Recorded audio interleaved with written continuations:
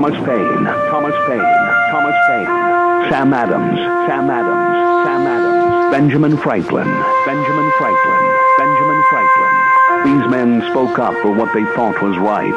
From their courage came such documents as the Declaration of Independence and the Constitution of the United States.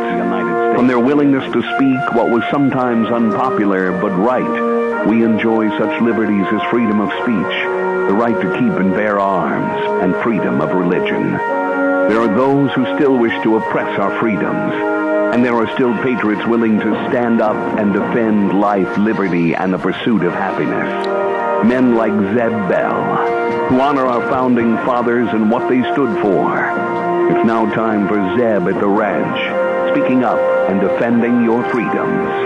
Brought to you by Magic Valley Les Schwab Tire Centers and all of the other great advertisers on the program. And now, Zeb Bell.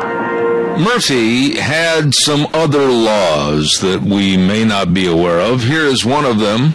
Quote, "He who laughs last thinks slowest." And one of my favorites, light travels faster than sound. That is why some people appear bright until you hear them speak.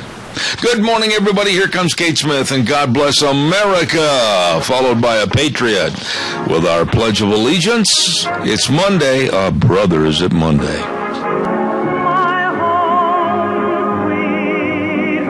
Oh, my goodness, that lovely Kate Smith. Oh, she is such a wonderful lady. What a talent. Good morning, everybody. I'm Zeb Bell. Welcome to Zeb at the Ranch on the last Monday of September, for heaven's sakes. And our major sponsor, your Magic Valley Les Schwab Tire Centers, all 7 locations serving you, along with some of our great advertisers, including Lee's Furniture, Floors, and More at 459 Overland in Burley. And let's not forget our friends at Western Way Services, always at your disposal. Start on the route service today. Call them at 734-6969. And without further ado, she seemed like she was in a little bit of a grumpy, huffy mood this morning. Let's see if she's going to lighten up. Good morning, Gina. I'm tired. I spent all weekend working on a little VW bug. You seem like when I called over, and I got to tell everybody we call over before the program, that you were like a little pit bull that was snapping. If I have done something wrong to you to be snapped at, let me know. No, it's not you. I'm just tired. So tired. And honestly, first initial voyage of the VW bug, I drove it from Twin all the way to Rupert. It did really, really well. However, it doesn't like over 70. Gina, you haven't driven a vehicle on the interstate at 70 in your whole life. I mean, you're the only one that goes from Twin to Burley that they can follow the vapor trail. I know, and so, I seriously had it just mashed to the floor. Mashed to the floor, and it was just... You're the only one that NORAD follows on radar. Oh, there she goes. That's right. You don't have to worry about having a Rudolph the Red-Nosed Reindeer sighting. Hello, Tower 3, this is Tower 1. We just had a Gina Jameson sighting. And honestly, I think NORAD was a little shocked that I was traveling a little bit slow this morning. You drive the sleigh, and the kids ain't never going to get their presents. They're scattered all over the world. That is so true. Do we have a pledger? We have Al on for the pledge, and Mr. Michael Rogers on for the weather. Good morning, Al. Go ahead. Good morning, Gina. That pedal system on that Volkswagen don't run that fast. Apparently not.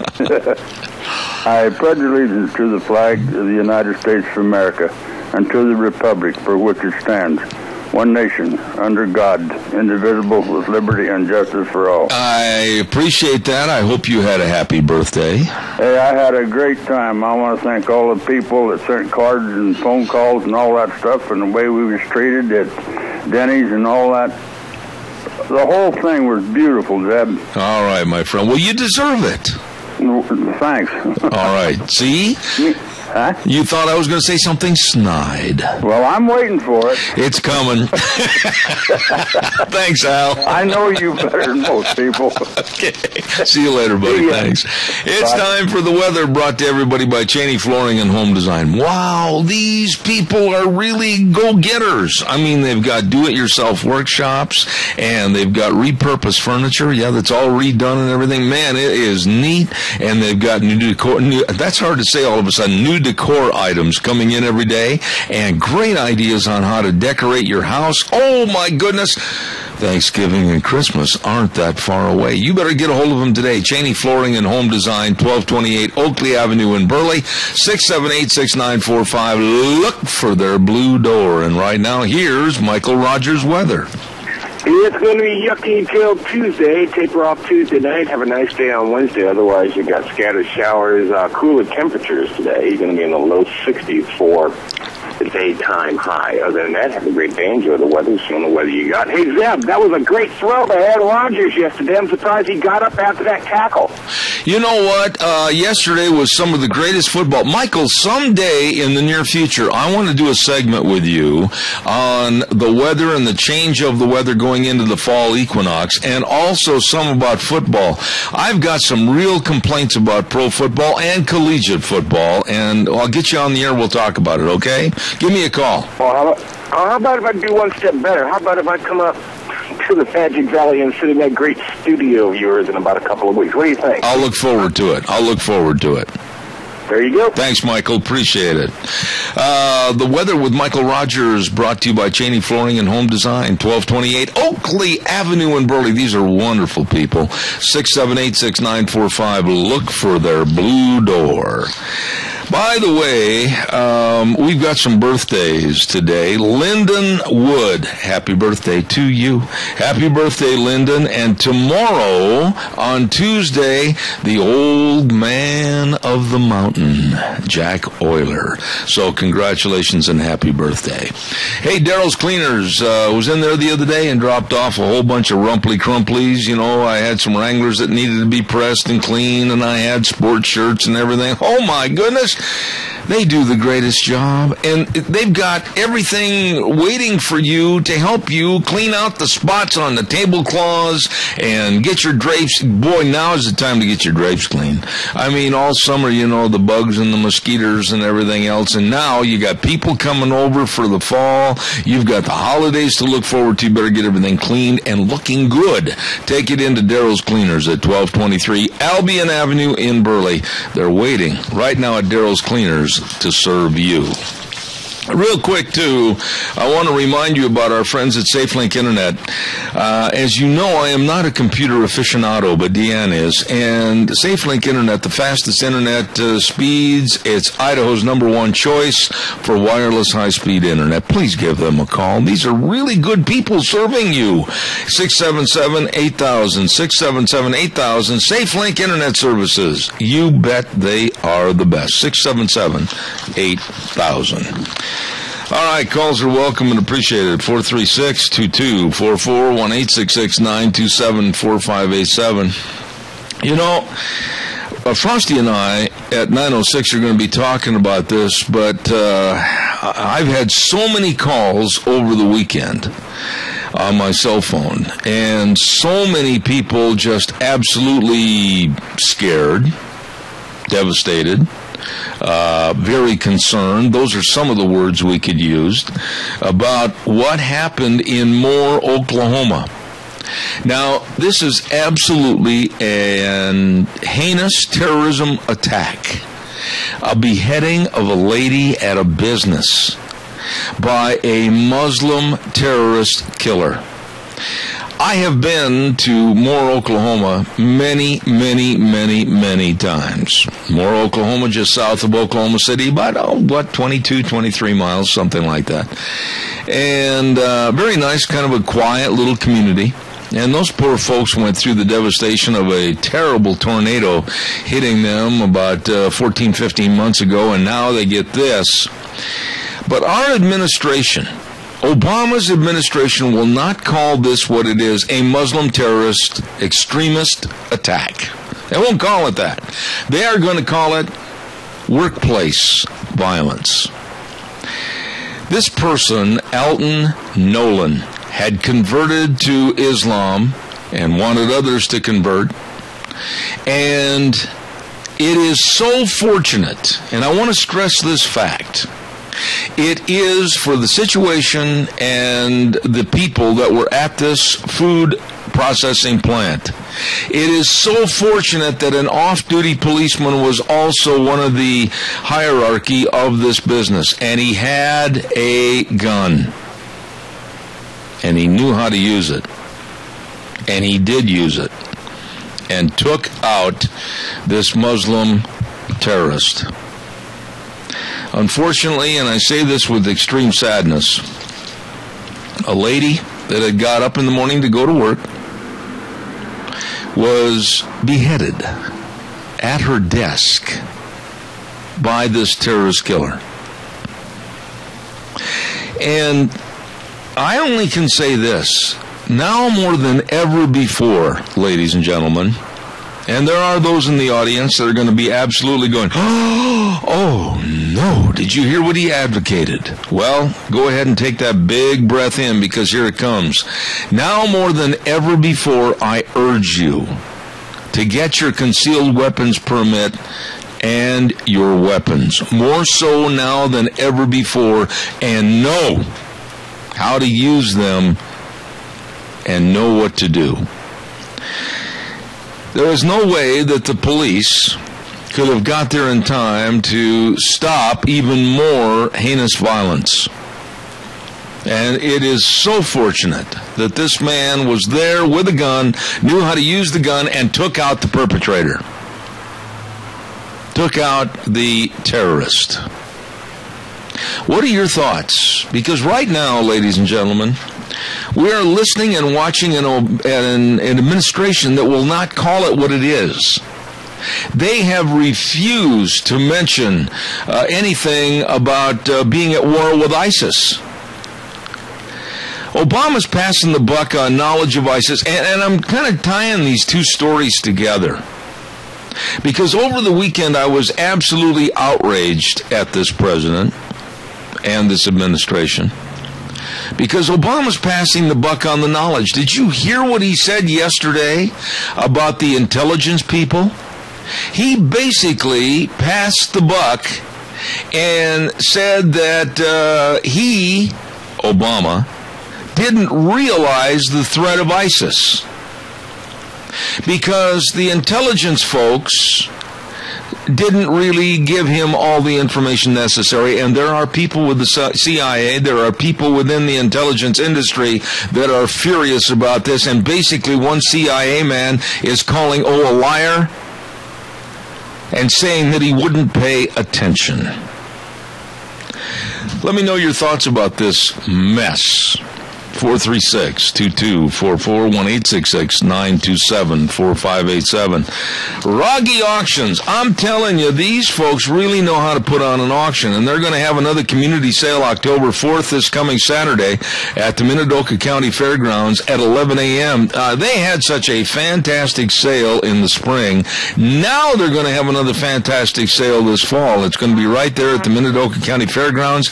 Guns and vehicles and household goods, some farm equipment, and they're going to take consignments right up to Friday night the 3rd. Call Cade Rogge at 431-0074, Ron Rogge at 316-0318, and boy, I'm telling you, they know how to put on a sale. Go to their website, RoggeAuctions.com. That's coming up this next Saturday at the Minidoka County Fairgrounds. Bring down the gavel at 11 a.m. Caller, I'll be right there. Don't go away. Also, don't forget, cold weather is coming, and if you haven't had your sprinklers blown out or have called Gano Landscaping and Sprinkler Service to get on the list, you're going to wait till it freezes, and then all of a sudden you're going to go, oh my goodness, have I got a wreck. Don't wait, because if they freeze, they can really do some damage for next year.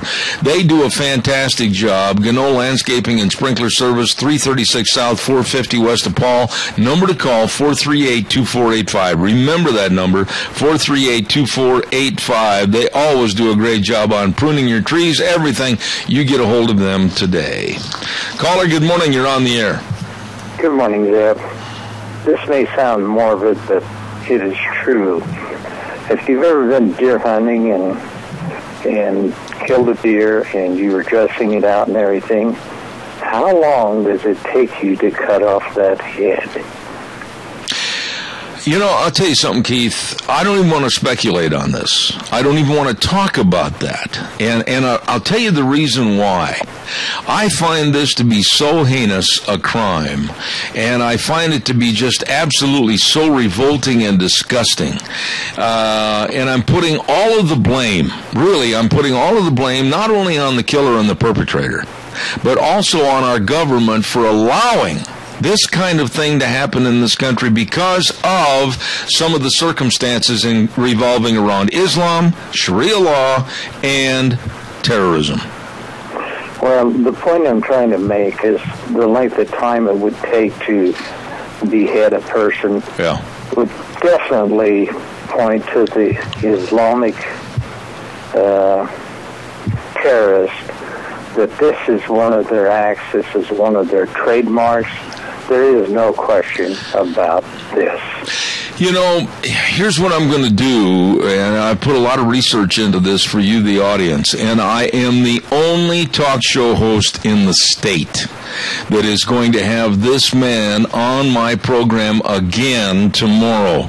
I'm very proud of that. And when I called him, he said, yes, I'll be glad to come back. Keith, you watch the news, and you know of the Muslim doctor, Dr. Zuhdi Jasser.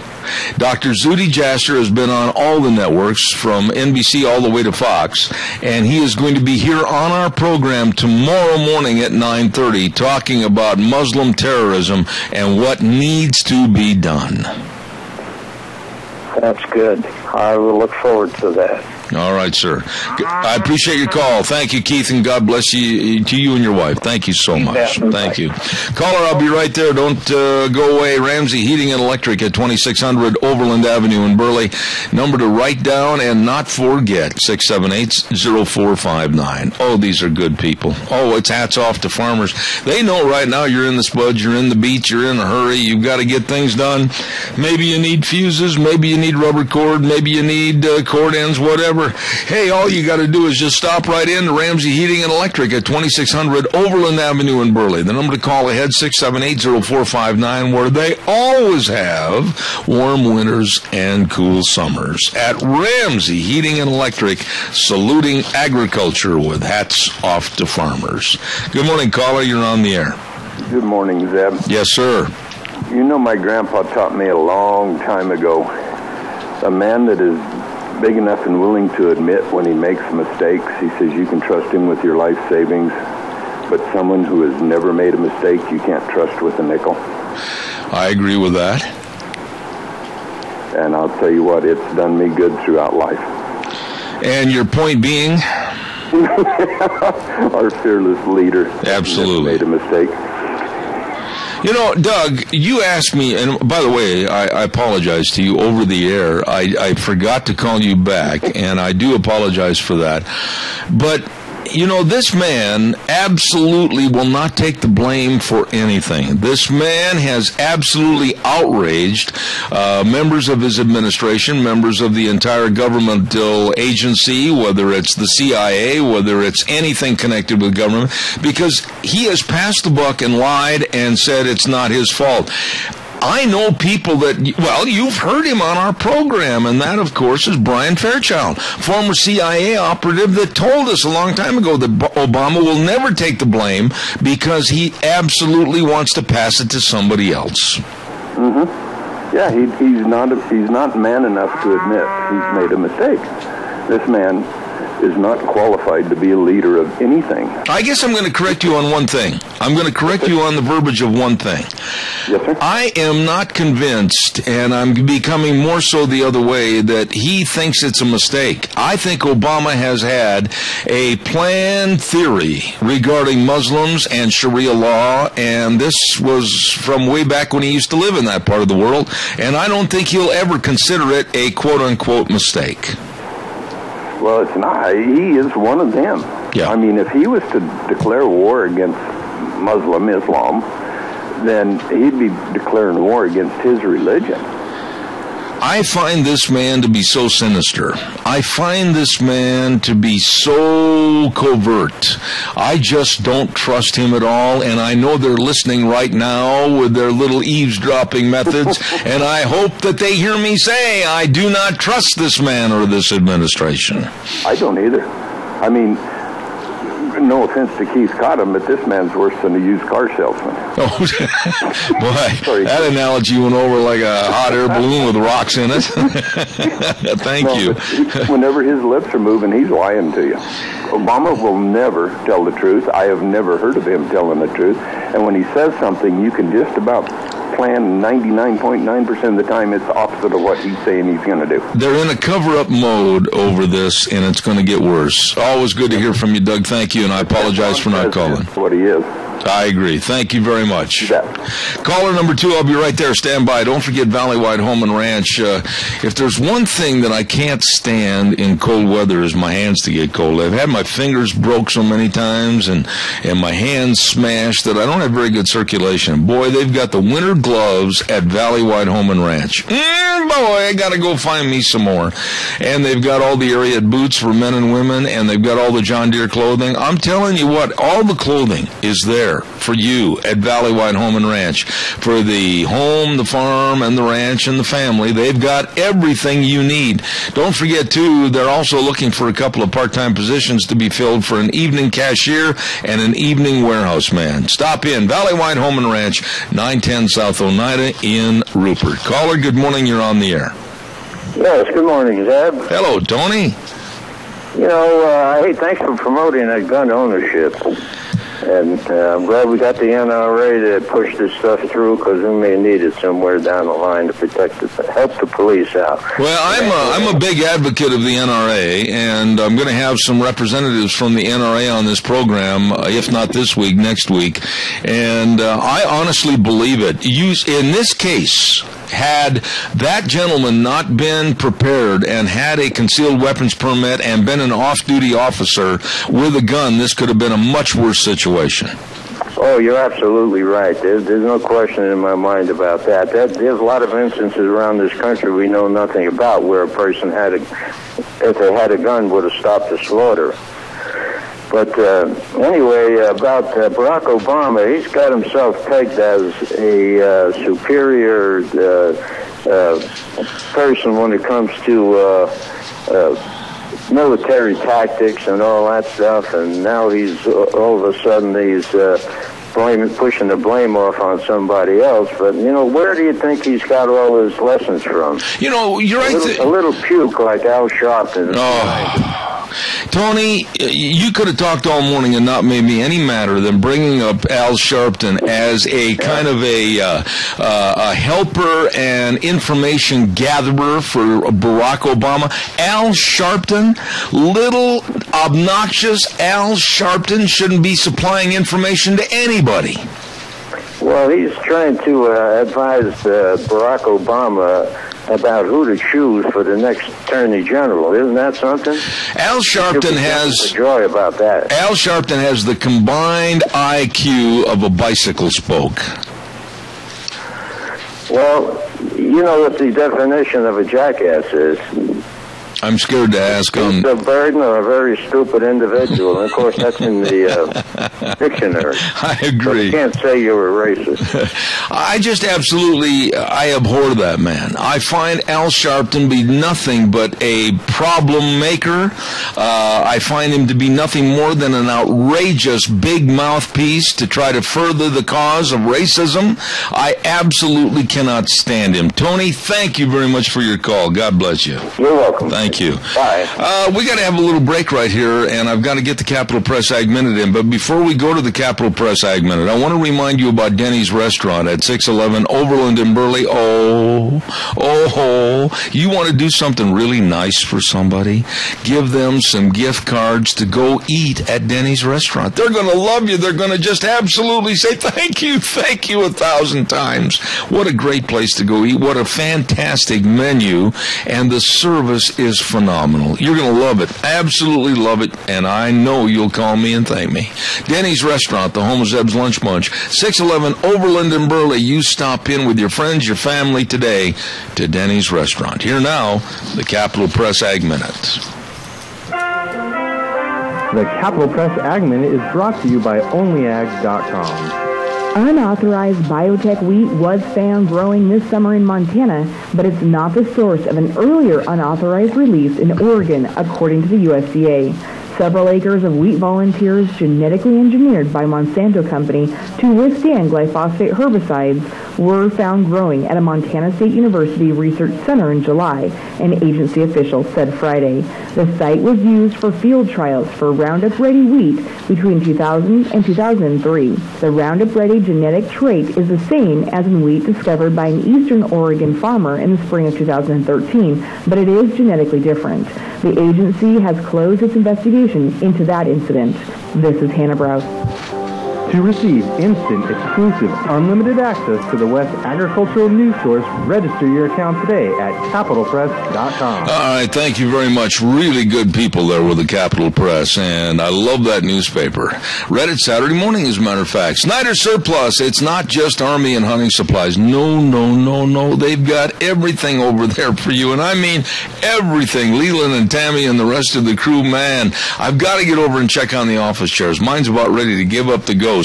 They've got all kinds of office chairs over there and desks, and they've got bunk beds. They've got everything, including, of course, all the guns and ammunition, everything at Snyder's Surplus. Really good, folks. Brand new store, brand new merchandise, same friendly service. 112 South, 200 west of Rupert. It's Snyder's Surplus. You stop in and see them today.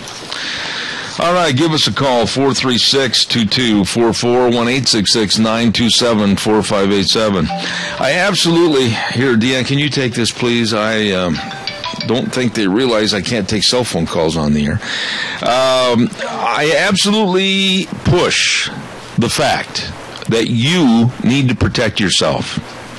I absolutely adhere to the fact that you need to learn how to protect yourself. Now, there's a lot of people out there, and we've had Ryan, of course, with Red's Trading Post and many other places on the air, and different people that put on gun clinics, if you will, on the right and the wrong, and also how to obtain your concealed weapons permits.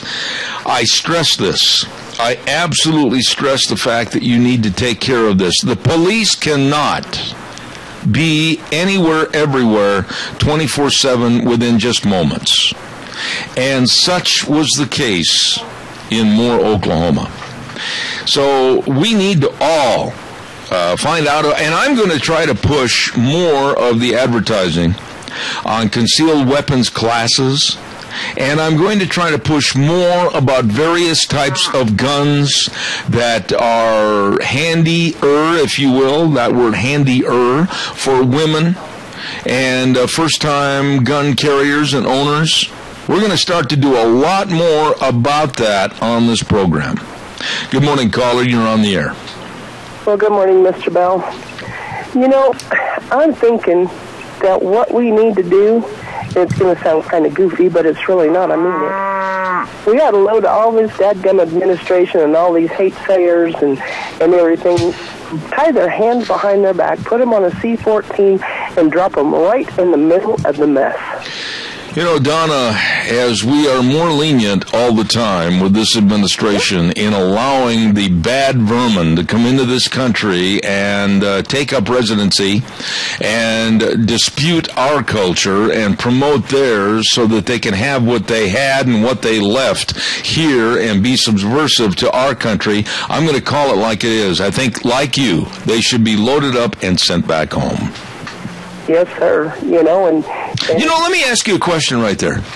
And this sounds really bad, and I'm going to take a lot of heat over this, Donna, but the facts are the facts. If you want to agree with me and jump in the boat with me, you can. If not, I understand. I don't care about other cultures. I really don't care about somebody else's culture coming into America and existing or flourishing or relishing the fact that they brought their culture. No, I want them to have the creative knowledge of a melting pot to where they melt into our culture. This is America. Maybe you don't agree with me. Oh, no, I agree totally. You know, we're all immigrants, every dadgum one of us. But most of us have acquired and learned the Constitution and what it is to be a free American. Well, that's true, but what I'm saying is I don't care about somebody else's culture coming here, like the Times News has really been trying to push all these cultures and all this diversity and everything. I don't care.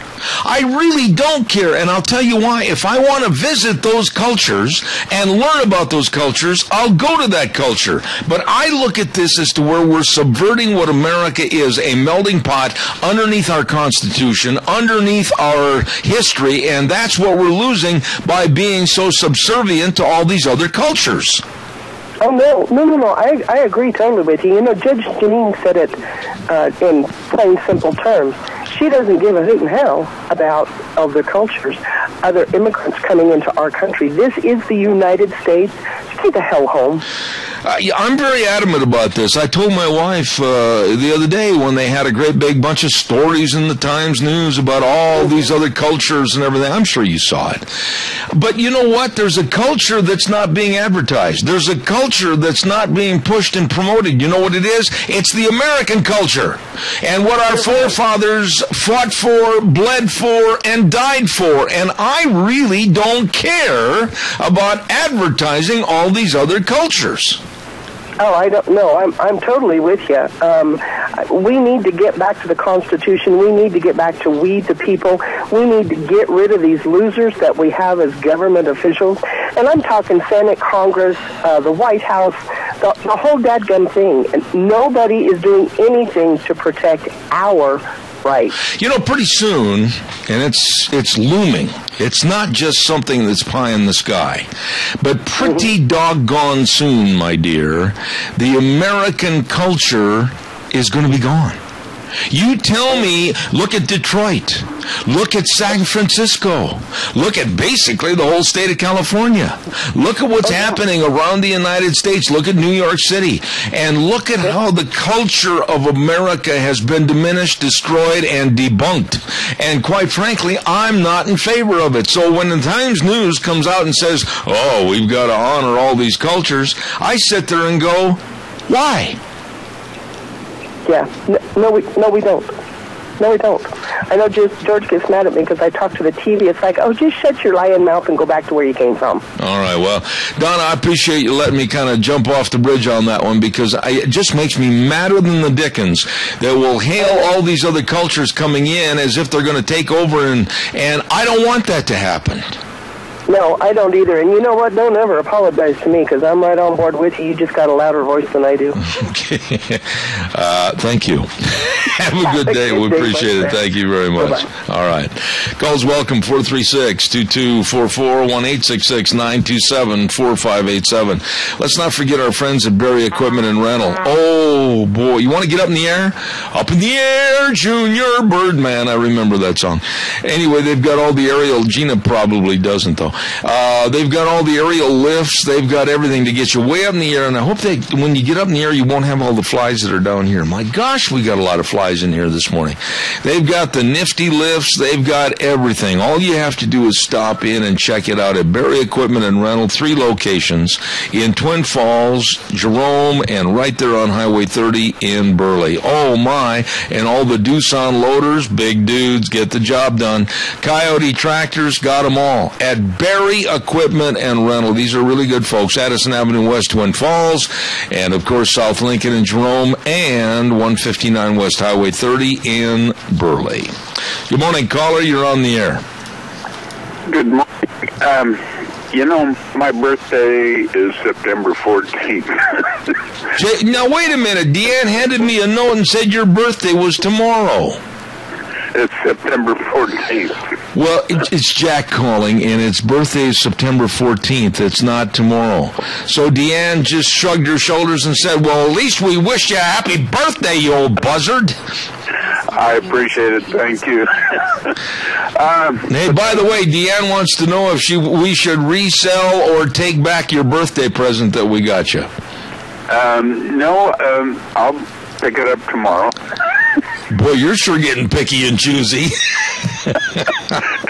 That's not the reason I called. Oh, okay. I'm talking about, or when you were talking about people that came to the United States and why, I have a friend in San Diego. His name is Devinder Sakon. He came from India. He's the same age as I am, and he and his brother came here from India when they were 19 and 21 years old. Last week, I called Devinder, and I call him Dave. I said, Dave, why did you come to the United States? And he started crying about why he came to the United States and what this country has turned into. He came here to become an American. He came here to do better for himself, him and his brother. His brother is a professor at San Jose State, and Dave graduated from college, and he says, when I was here, he says, my visa ran out, and he says, I had to leave the United States. He said, I went to Canada until I got my paperwork straightened out, and then I came back and finished what I started out to do. And he has been part of this country, but he came here to be part of the country because he loved the country for what it was. And he said that it is terrible what is going on. And he said, I live in San Diego, and I don't even recognize this as part of the United States anymore. And that's the whole problem. You heard, and I'm sure you listened to him, Frosty Woldridge was on a 6-week bike ride all through California.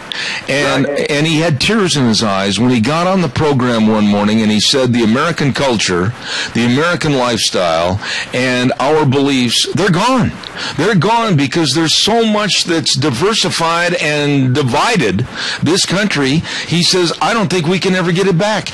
And I'm not going to sit here and be phony. I'm going to criticize the Times News and others for promoting all this discord and dividing by saying all these other cultures, blah, blah, blah. Jack, I don't give a rip about those other cultures coming to America, ignoring our culture, ignoring our Constitution and our value system, and trying to tear it asunder. I'll never advocate what they're trying to tell you in the paper. Well, part of the problem, whether it be with the guy in the White House or what it is our press, and they do not stand up for what we represent. Absolutely. And by the way, whether you like it or not, your birthday is going to be on the 30th from now on. Deanna and I have made an edict. That's my anniversary. Well, yeah, put it down as your birthday. Okay, we'll see you tomorrow, Jack. Thank you. God bless. Thank you. All right. Oh, my. Hey, Sophie's Chatterbox, don't forget, what a great place to have breakfast, lunch, or supper. Monday through Friday, 6 to 6, Saturday, 6 to 2. And what a bakery. Oh, I love baked goods. And, now I can't have them. I started a brand new diet, and I'm just like on water pellets. That's all I can have. Well, they've got wedding cakes, cookie bars, homemade bread. Oh, and delicious cinnamon rolls. Oh, they're so good. Call them today, 436-0354. Sophie's Chatterbox on the Square in Rupert. Oh, my goodness. We have got to have a weather forecast right now. And we are blessed because I've got to get over there to Mad River Laser and get my promotional T-shirts, sweatshirts, and caps all made up with Nicole. Oh, my goodness, they do a fantabulous job. And they've got all the hooded sweatshirts. They've got everything over there, the water bottles and the buck knives. Oh, the buck knives. They sell the buck knives, and if you buy one over there, mention my name, they'll engrave it for free. Yes, sir, at Mad River Laser. Don't miss this place. It's fun place. 502 East Street in Rupert. They got a great gift shop over there, too. And right now, here is Michael Rogers' weather. Hello, everyone. Michael Rogers for Zeb at the Ranch. Start of a brand spanking new week of unique weather and scattered showers. In fact, the yucky weather is going to continue all the way through Tuesday. It's going to taper off Tuesday night, and you're going to have a nice day on Wednesday. The other part of our weather story for today and tomorrow is that temperatures are going to be cooler.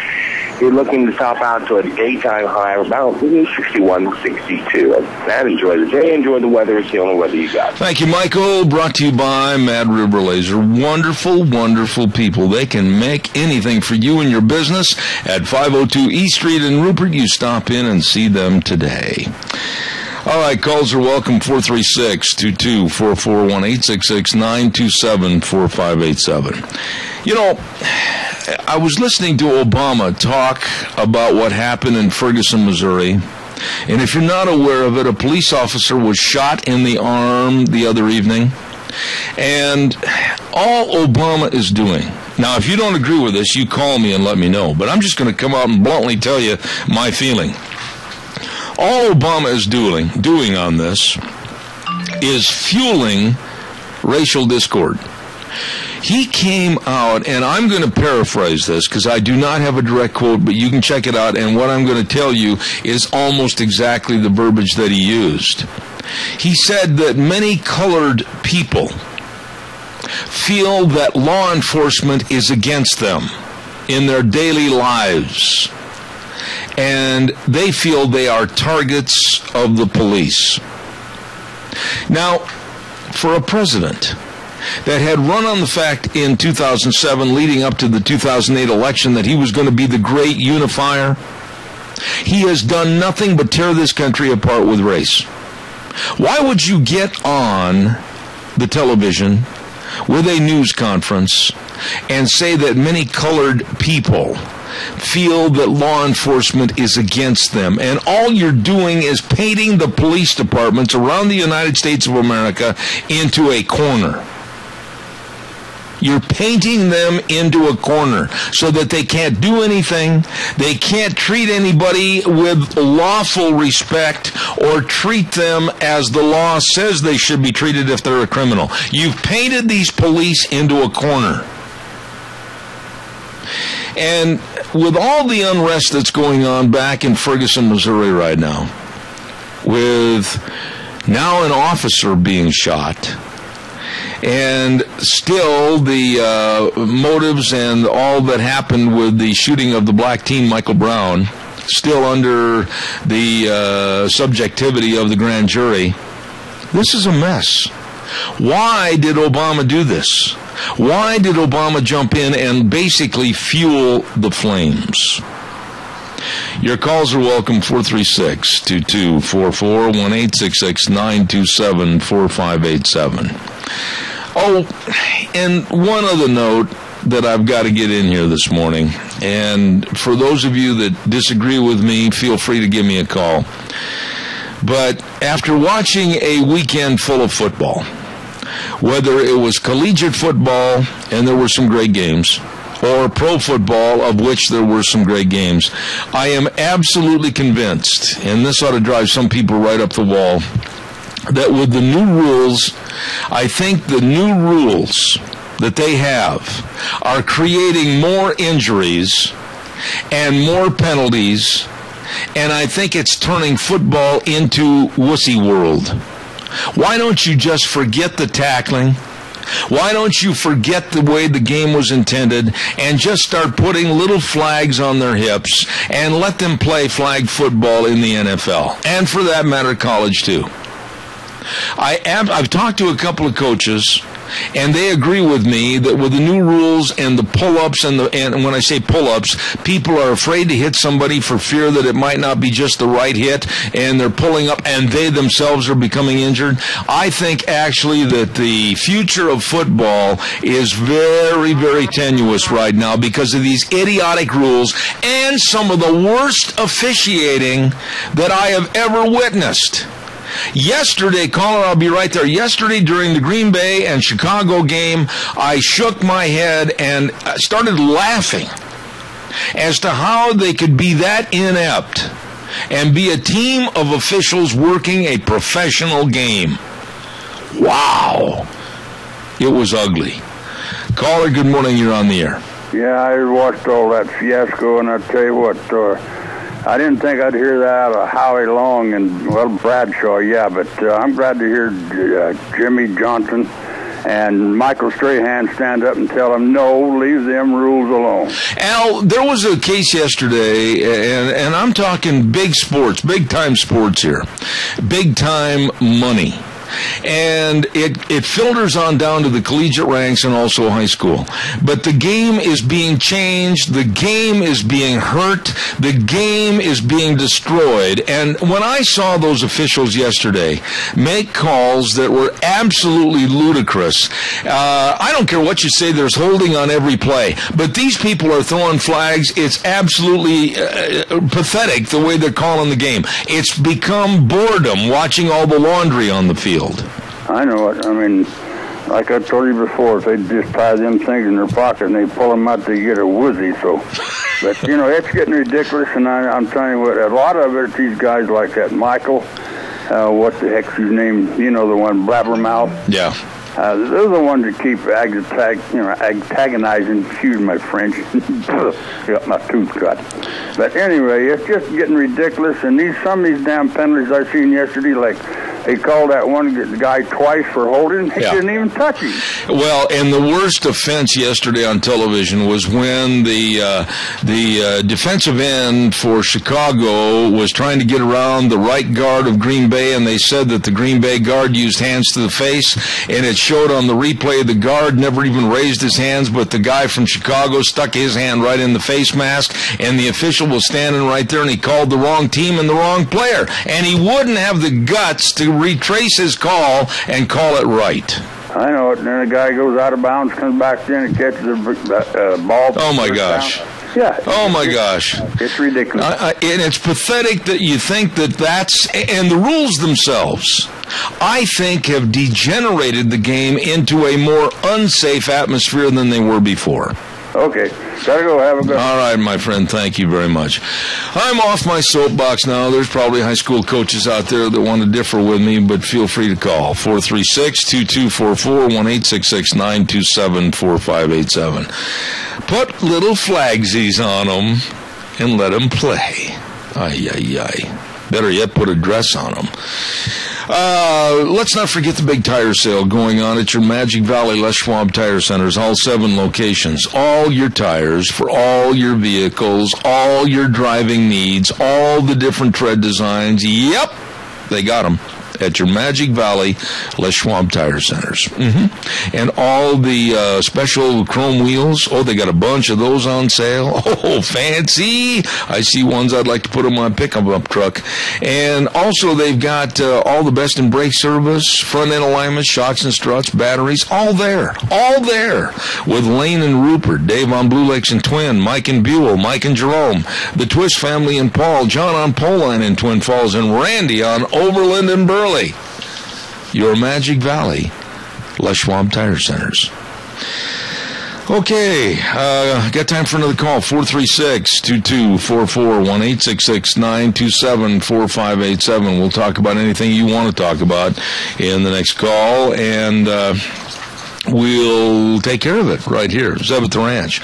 Coming up, while I'm waiting for your call, coming up next hour, Frosty Woldridge is going to talk about that devastating, just pathetically sickening crime that took place in Moore, Oklahoma, with the terrorist act of that Muslim. And then at 9:30, Kerry Kupek is going to be on with the Alliance Defending Freedom.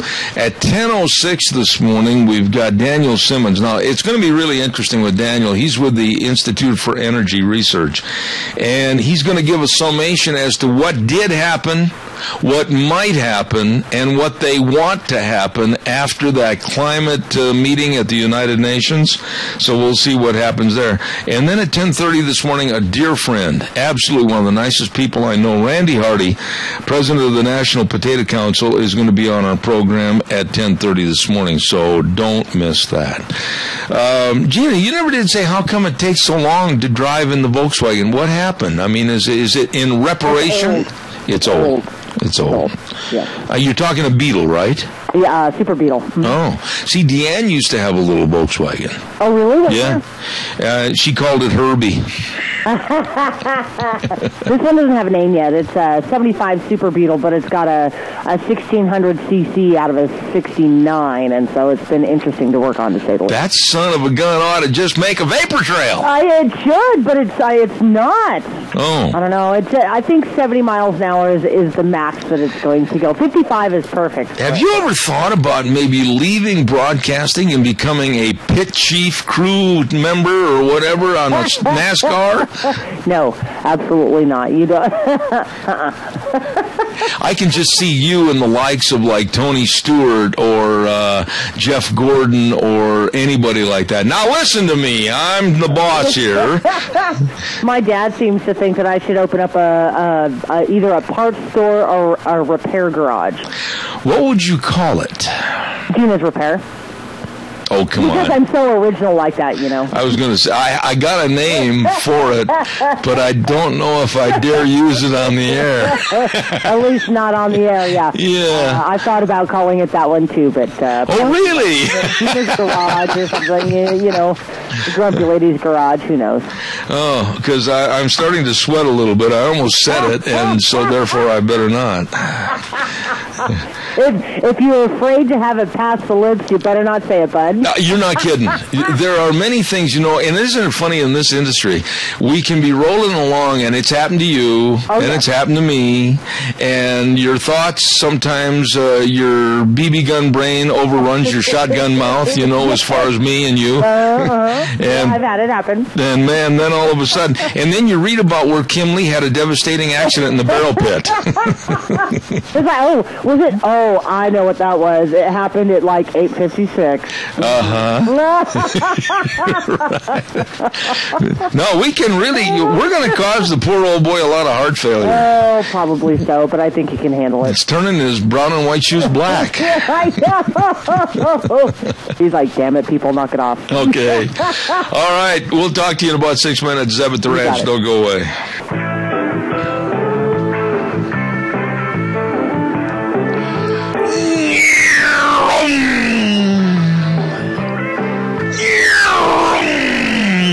That's Gina in her Volkswagen. Okay, anyhow.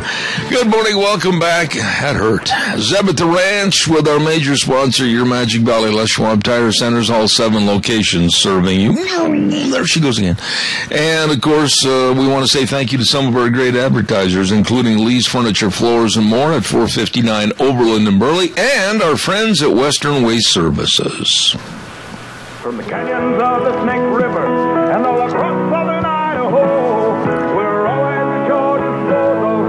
Western Waste Services, we care about our community, our resources, and this great land. Western Waste Services is lending a hand, always at your disposal. Western Waste Services. Western Waste Services, always at your disposal. Yes, sir. I tell you what, if you need a dumpster. Now, I know a lot of people, and I know yesterday, I was out in the barn in the tack room, and I said to Deanne, hoo-wee, we need to get some things pitched and throwed right here. And if you've got a need for a dumpster, they've got them in various sizes, whether you're cleaning out the basement, the garage, or like me, a tack room. And believe me, they can help you. And then when you fill them up, they'll come get them. You better believe it. Get on their route service, too, to get your garbage out of there. Call them at 734-6969. Western Waste Services, absolutely the best.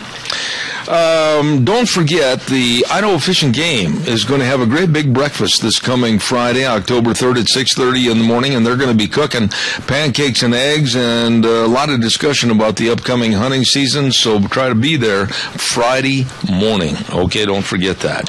And, ladies and gentlemen, Hanson Mortuary at 710 6th Street in Rupert with our dear friend Joel Heward.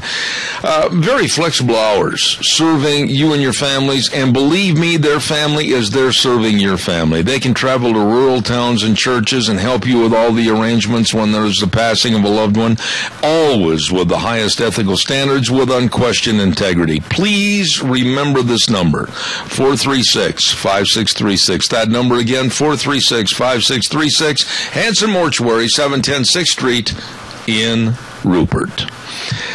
You know, I said earlier that I'm very, very blessed with the caliber of people that I have on this program. I mean, I've got always first-class people that are in the news, all over the world on this show, and that's why I'm so blessed and fortunate to have this man. Very articulate, very, very good writer. Frosty Woldridge, good morning. Golden, Colorado, how are you? Good morning, Zeb. I hope that everyone's enjoying the fall colors as much as Sandy and I are enjoying them. We rode through them over the weekend, just the glorious gold colors and certainly the reds that are just popping up. We went on top of some of the passes, Berthoud Pass and Guanella Pass, and those are big passes around 11,000 feet, and the aspen are just blazing across the sky with a beautiful blue backdrop with puffy white clouds, and of course the deep green as I think it was one of the great singers said, it's too silent to be real, but oh my gosh, Gordon Lightfoot, appreciate those beautiful words to whatever and everything we saw on the weekend. So I hope everyone else enjoyed the colors and the coming of fall. You know, I'm scared to drive a car over Berthoud Pass, let alone a bike. Holy smokes. Well, everybody picks their poison, and of course, as you all know, I love to be on my bicycle, and that's we still have pretty good bicycle legs from our fabulous journey down the West Coast. I just finished up my Facebook, so for those of you who want to go on Facebook, you'll see the last 10 or so pictures and me standing at the Mexican border there, and a lot of folks just enjoyed the heck out of that, and I'm glad they did. And of course, I'll write an ebook on it to give all the particulars and all the fun of the ride itself with pictures. So it's always it's a joy for me to be on the road on a bicycle. All right, I'm going to say this, and to get our discussion underway this morning, and I think you're going to concur with me. Frosty, I said first hour that right now, possibly more than ever before in this country, because of the mishmashing of cultures into America, the destruction of the American culture, that now, more than ever before, I say get a concealed weapons permit and get a concealed weapon and be able to protect yourself, whether it's at work, whether it's at play, whether it's going to a movie theater. After this horrendous happening in Moore, Oklahoma, of which I've been to Moore, Oklahoma many, many, many times, a quiet little community that has absolutely been stood on its ear after what happened with this terrorist killing, this beheading. America is not safe. You would be very correct. And ladies and gentlemen, we talked about it last week, and I wrote a piece that you can still see in newswithviews.com and several of the other websites that I write for, and that was called Prepare for a Different America. And if you go to newswithviews.com this morning, you will see another piece that I wrote, and just see my picture of my face up at the top and just click it on, or I'm about 6 or 7 down on the flagpole there. A Muslim American beheads an American woman in America. The great tragedy for America right now is that we are deforming, and I can't think of anything, any other word other than deforming or devolving our civilization, our society, our mores, our religion as a society by importing 7 million Muslims that are now here, and upwards of 20 to 30 million who will be here within 3 decades, all stemming from chain migration. And of course, you all heard about this Muslim American. His name is Joachim Yisrael, also known as Alton Nolen, out of Moore, Oklahoma. He had been attempting to convert fellow female workers at Vaughn Foods, and after being fired, he beheaded one of the female workers and was about to murder and behead another co-worker. And the only thing that saved the second co-worker was the CEO of Vaughn Foods pulled his gun out and shot this guy before he encored his grisly beheading act. But and not only that, little known to the press, and it just discovered, and I just discovered it, another Muslim was about to behead somebody, and he got caught before he was going to carry it out. He's now in jail for a $1 million bail. But that's two Muslims in Moore, Oklahoma, and one was about to carry out another beheading. But, ladies and gentlemen, I can't even get my moral or ethical or my intellectual understanding around anyone who could cut the head off of another human being. I mean, it goes so far beyond my understanding.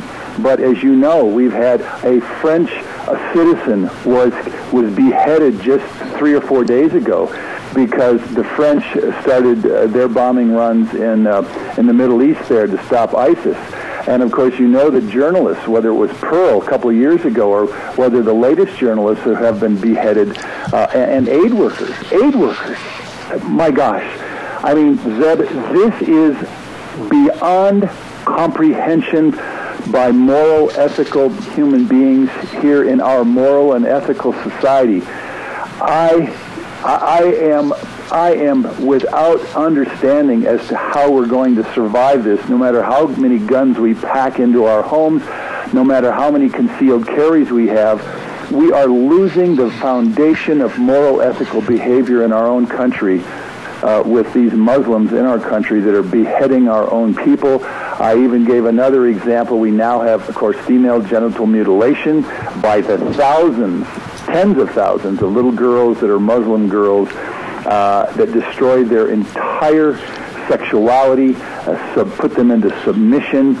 We also have, of course, arranged marriages by the thousands in this country, and we also have honor killings.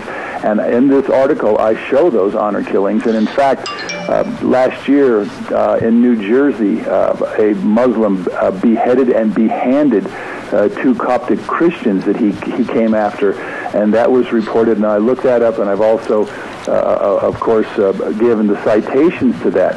But, ladies and it's beyond me, Zeb. I'm almost beyond speechless.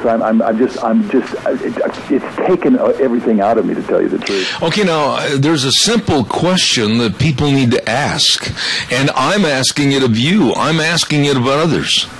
Are we at the point of no return?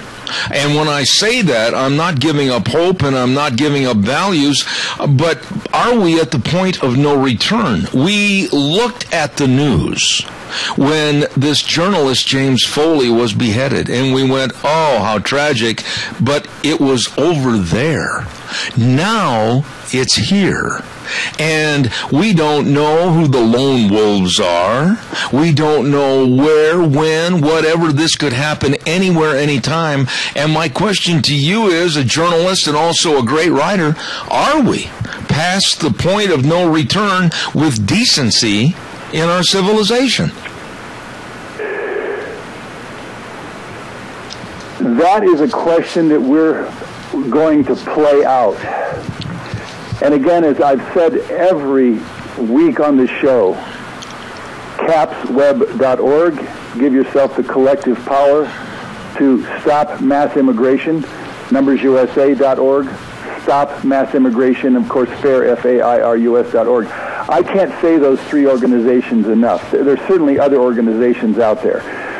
But you collectively can empower yourself. We need another 5 to 10 million Americans to join those 3 organizations to give ourselves collective power, because we may be at the point where we are beyond fail-safe. Because if the Senate 744 bill does pass, as it is presently written in the House of Representatives, and or if this fraudulent president named Barack Hussein Obama, which ought to give you a good idea where his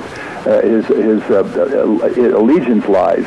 And I don't know if anybody read The Audacity of Hope or The Hope of My Fathers, but in one of the sections of his book, he says, I will stand with the Muslims if the winds go ugly. Yeah.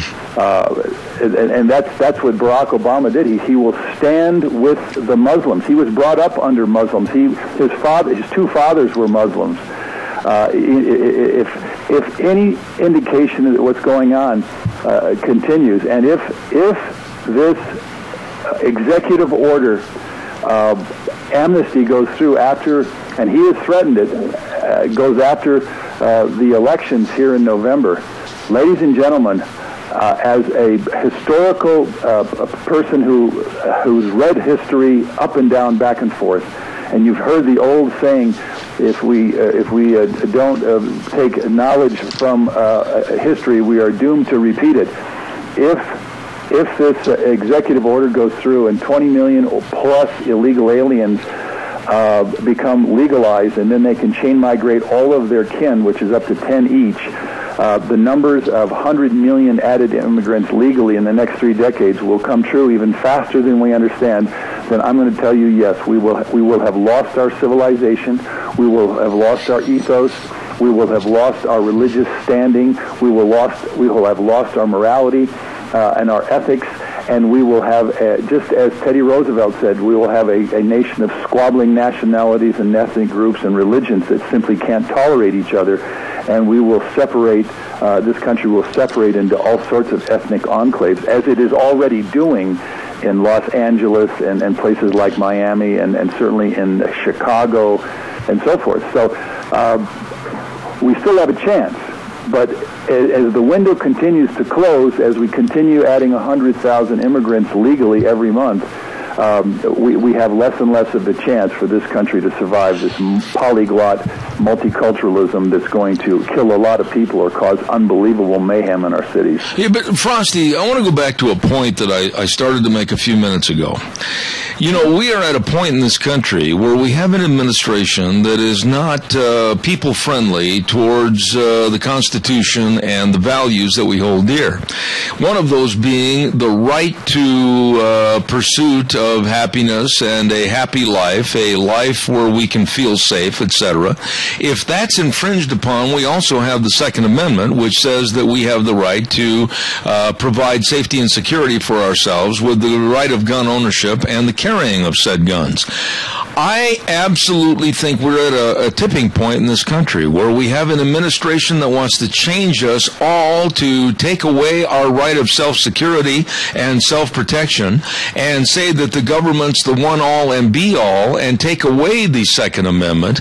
And right now, with all the crime and all the people that are coming in that want to be very subversive against our Constitution, I think at this time we need to be much more aware and much more armed than we were at any other time in our history.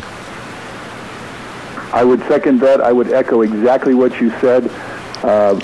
You must, as an American citizen, understand that the government right now, this president, Congress, certainly the House of Representatives, all those people that you have elected, they are not representing you.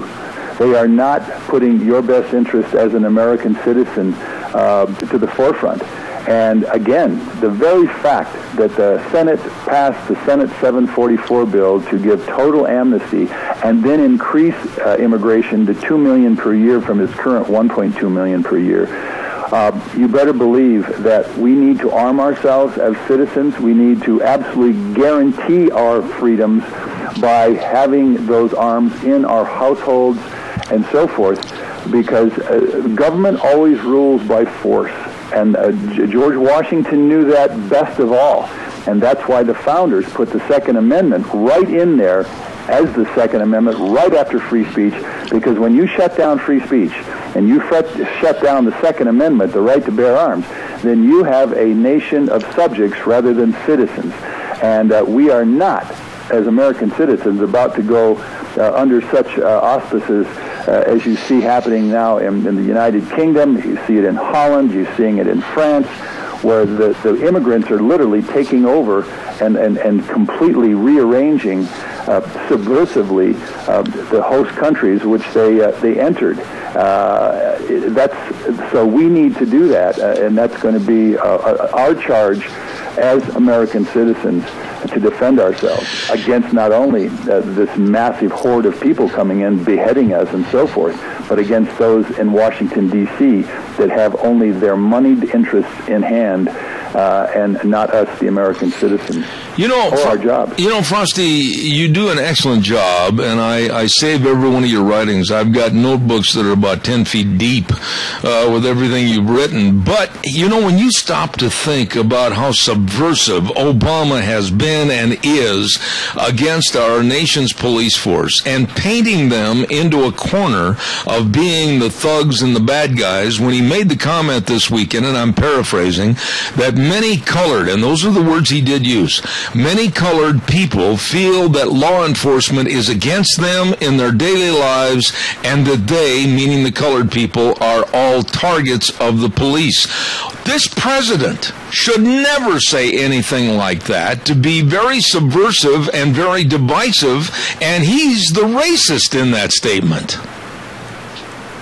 Well, he certainly is the racist in that statement, and here's the irony and the oxymoronic irony of this, is that, here are two black men, African Americans in Moore, Oklahoma. One did the unbelievable act of beheading this woman, a coworker, and he was about to do the same to a second. And then another guy, and I can get the name of him because I've got the information on the other black American who was about to kill in the name of Allah and behead in the name of Allah before he got caught. You don't see riots across this country by all the European Americans, the white Americans, because we believe in the rule of law and ordered assembly and simply stating our understandings of the situation. We're not out rioting. We're not seconding Ferguson, Missouri. And the fact is that the black guy, whatever his name was, he was robbing a 7-Eleven store, in a convenience store. He was a criminal, and somehow he got caught. And from what I understand is there was a struggle. He was struggling with a police officer, and the police officer shot him in self-defense. And so then all of the blacks, Ferguson, Ohio, go completely crazy and off their kilter. They go off their balance, and they start calling for all sorts of mayhem instead of just orderly assembly and let the law play out. We live under a constitutional republic. Let the law play out in the courts. And so we don't want that kind of thing. And whether blacks or otherwise, whites or anyone that does a crime, that commits a crime, they need to go up to the law and find the facts and so forth. You can't have the law being played out in the streets of Ferguson, Missouri, as if all the white people there are in the wrong. This kid robbed a store. He was in violation of the law. He's going to pay, and that's been happening across the country.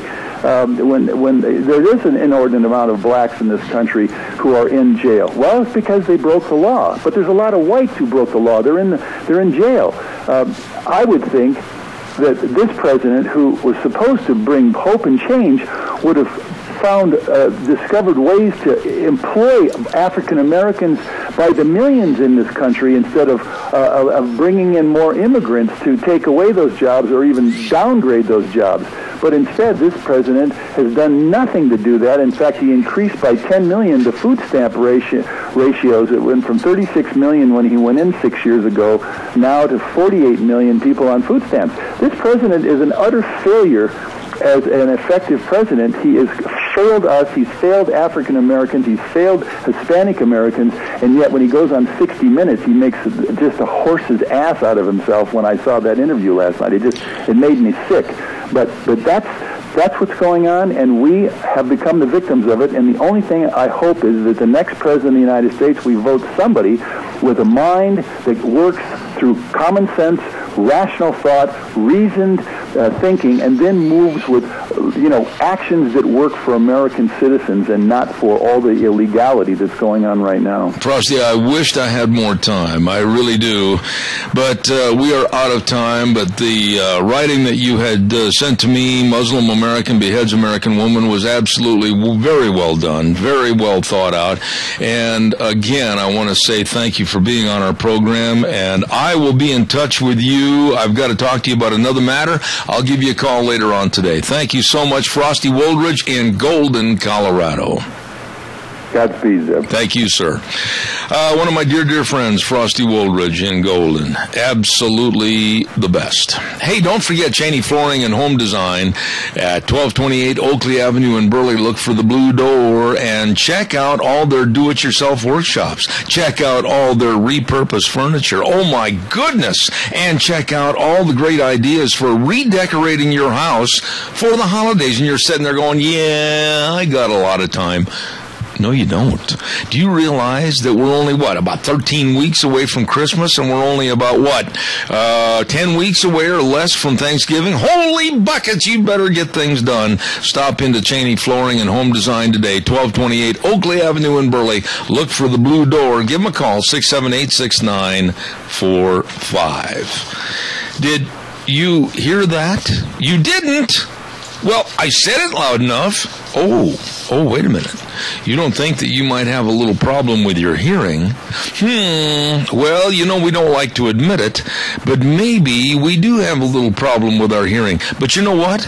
It's not a part of aging. No, do not ignore hearing loss. It's not an age problem. Maybe you're out doing something with machinery all day long, or maybe you're an avid hunter or a target shooter. Oh, you better be careful. And by the way, Mount Harrison Audiology with Christine Pickup, they have got the shooter plugs for your ears so you can hear the animals but protect your hearings from the gunshots. So why don't you check it out today? Mount Harrison Audiology and Hearing Aids. Christine Pickup, Doctor of Audiology at 1218 9th Street, Unit 2, right behind the Minidoka Hospital, across from the emergency room. And the number to call for an appointment for your hearing test is 312-0957. 312-0957. Did you hear that? Okay. We're going to go to the phone lines in just a moment and have a lovely lady, Carrie Kupek, with the Alliance Defending Freedom on the air with us momentarily. Stand by. Don't forget, it's going to get colder. It's going to get a lot cooler, colder, whatever weather you want to say it's going to get that way. And now's the time to get your watercraft winterized. All you have to do is just make an appointment with the service department at Let's Ride, and they will get the job done for you. Let's Ride, Highway 24 between Rupert and Burley. Oh, my goodness sakes, these are wonderful people. And now is also the time to start thinking about your snowmobile needs. Yes, it is. If you're going to go up and play in the angel dandruff, I'll tell you what, they've got all the snowmobiles in stock for you at Let's Ride. Highway 24 between Rupert and Burley. Yep, it's true. That's where the fun is sold. Let's go to the phone lines right now, and we're going to be visiting with a lovely lady with Alliance Defending Freedom, and I always look forward to having her on our program every Monday, and that's Carrie Kupek. Good morning, Carrie. How are you? Good, thanks. Good morning, Zeb. What is the weather in Arizona doing? Or you're not in Arizona right now, are you? No, I'm actually in our D.C. office, and it's kind of muggy and overcast. How about out in Idaho? Overcast, and it's supposed to rain again today, and highs probably about 61. And so anyway, about the same kind of weather, except we don't have the humidity that you have to suffer through back on the East Coast. Yeah. Hey, listen, Carrie, what in the world is going on down in the town of Gilbert, Arizona? I have been there many, many times, and what's happening down in that town? Bring us up to speed. Sure. The town Gilbert, Arizona is experiencing something really concerning, and that's the government there, the local town, has enacted a town ordinance a number of years ago that basically treats the speech of churches and religious organizations worse than everybody else. And what this town ordinance law said was that if you're if you have an election sign or a real estate sign or an HOA event sign or an ideological sign, you can keep your sign out advertising for your event for a certain amount of time, pretty long amount of time. Your sign can be pretty large. However, if you are a sign advertising a religious event, or in this particular case, a church service, you can only keep your sign up for 12 hours before the event. And if you do the math, if you have a Sunday morning church service, 12 hours beforehand means you're basically putting up your sign in the middle of the night.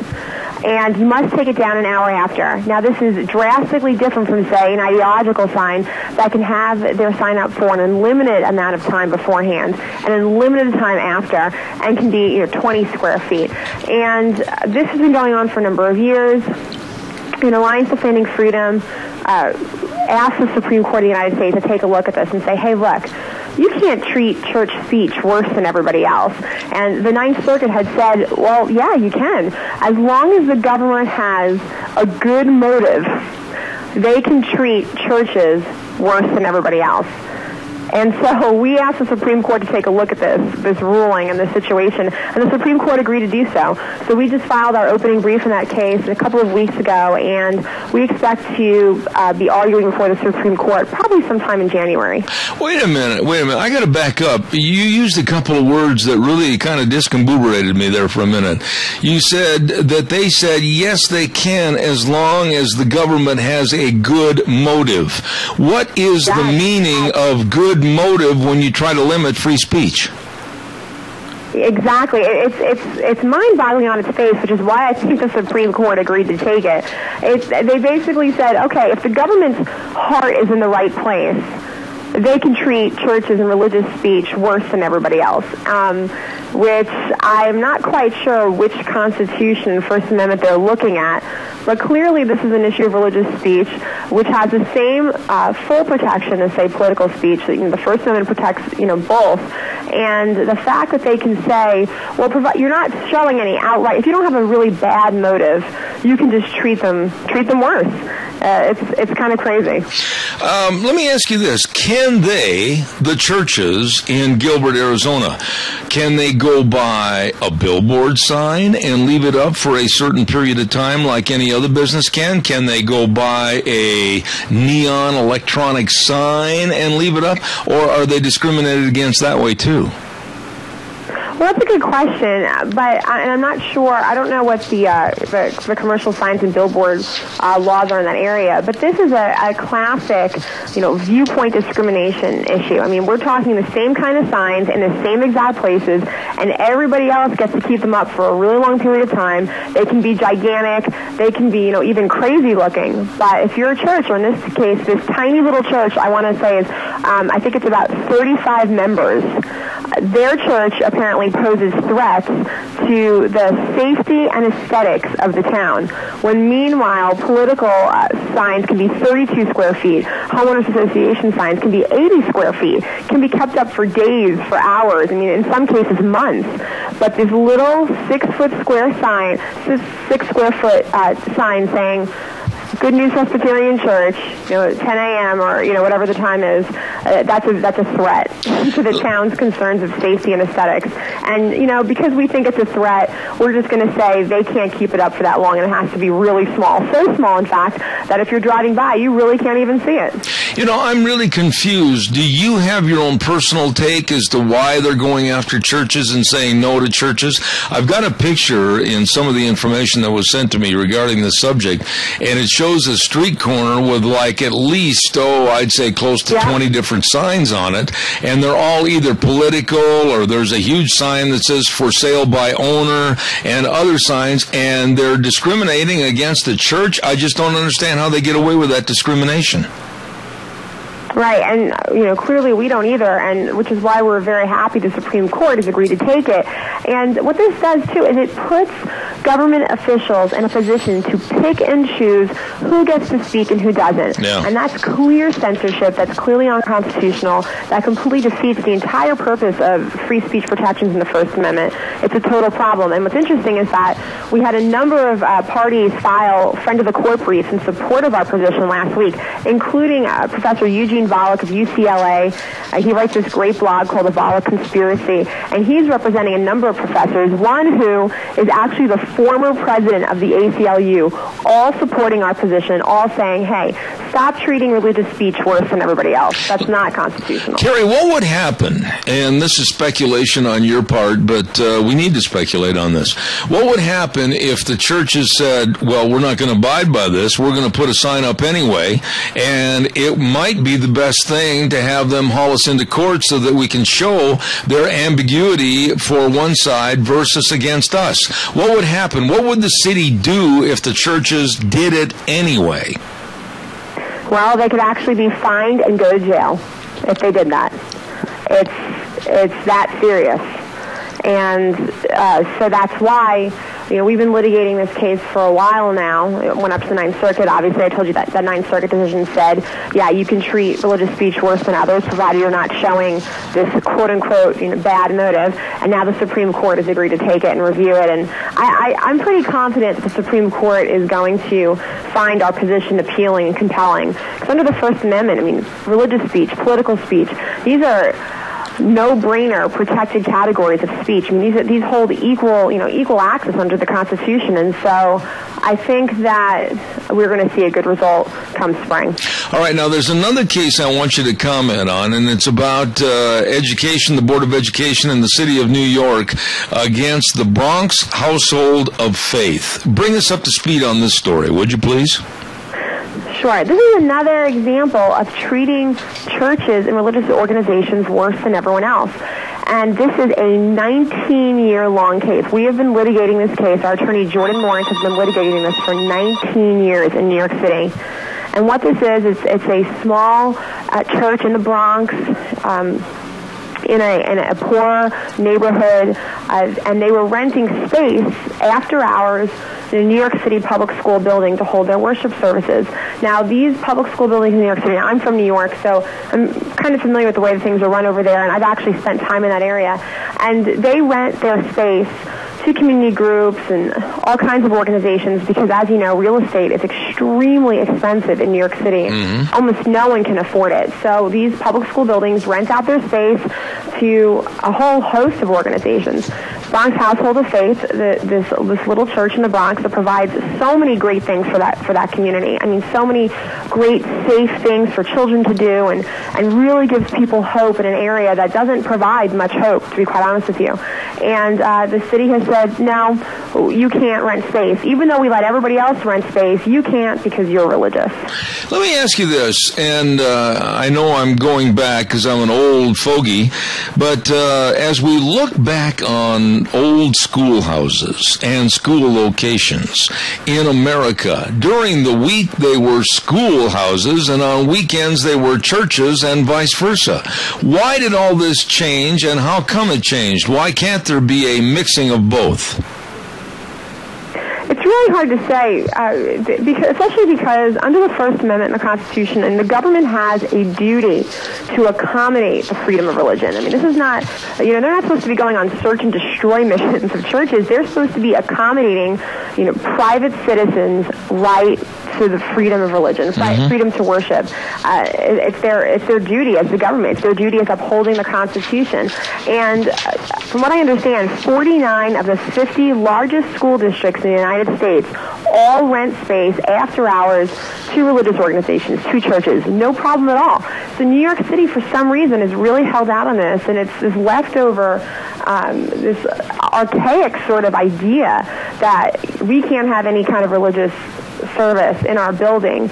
And it's interesting because Mayor de Blasio, the current mayor of New York City, when he was campaigning for office, and this guy is he's a liberal, he's a Democrat, he was even saying this is a problem. Why can't we rent, space to these organizations who do so much good for the community? And so in certain areas in New York City, these are the only groups that are giving these people hope and a place to go and a place to feel safe and a place for people to drop off their children and know they're in good hands. Why would we not want to accommodate them? Because we're helping ourselves in doing this. I understand. And so we just filed, we asked the Supreme Court last week to take a look at this case. So we'll find out if they agree to do so. And I understand that, and correct me if I'm wrong on this, but what little research I'd done on previous stories regarding this, and then also this one, that when they use the school facility, they take everything out with them, whether it's hymnals or whatever it might be, so that there is no reference point during the school day to say that a church was there. Is that correct?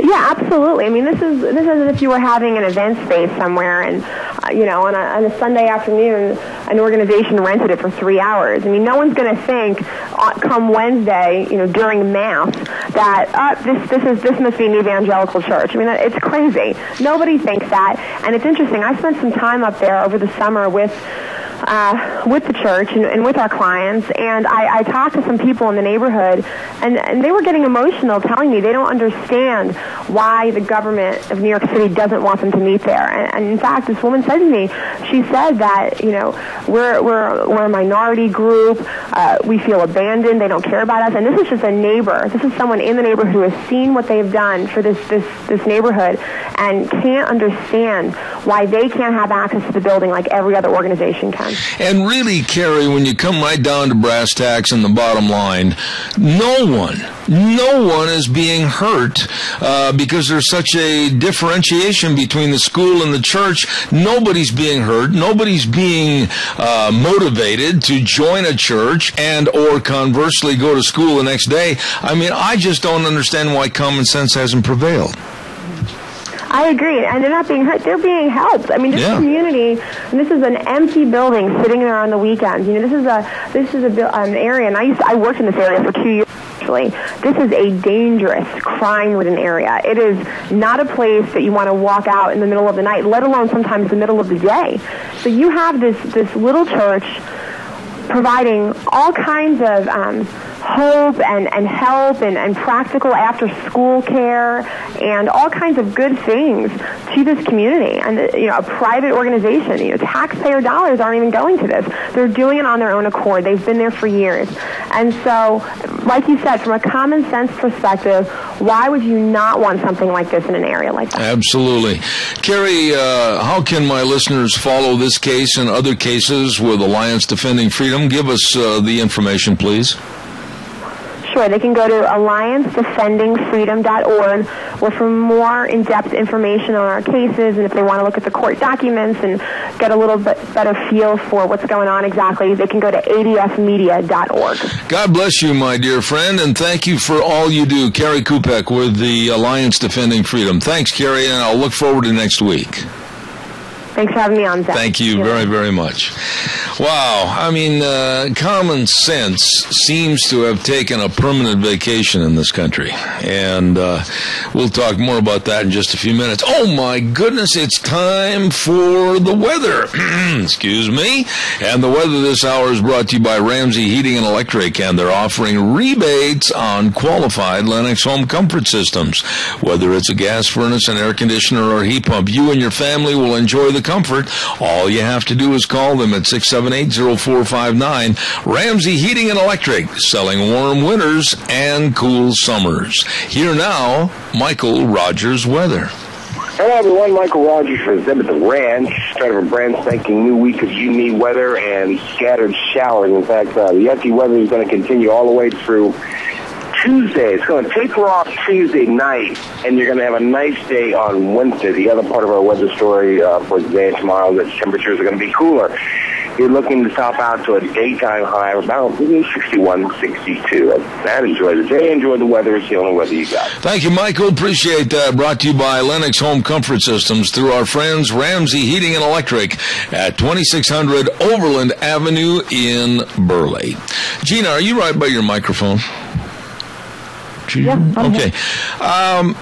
I don't mean to burden you because I know that you've got plenty to do, but I was going to ask you your opinion about this story in Moore, Oklahoma. You know, I've carried it this morning. Frosty wrote about it, and we talked about it. But, you know, we are watching and listening and seeing firsthand a distinct change and evolution in this country as far as crime and terror is concerned that I didn't honestly think that we'd see in my lifetime. It's rather disheartening. It is scary, and you never know if this could be heading to our back door.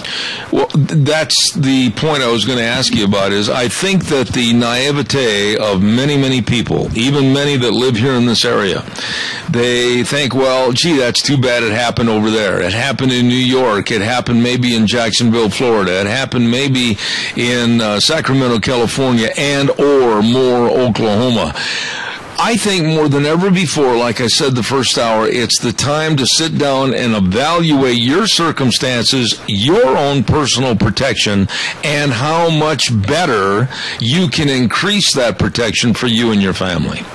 I just pulled up the story that you were referencing, and it's scary. It's disheartening.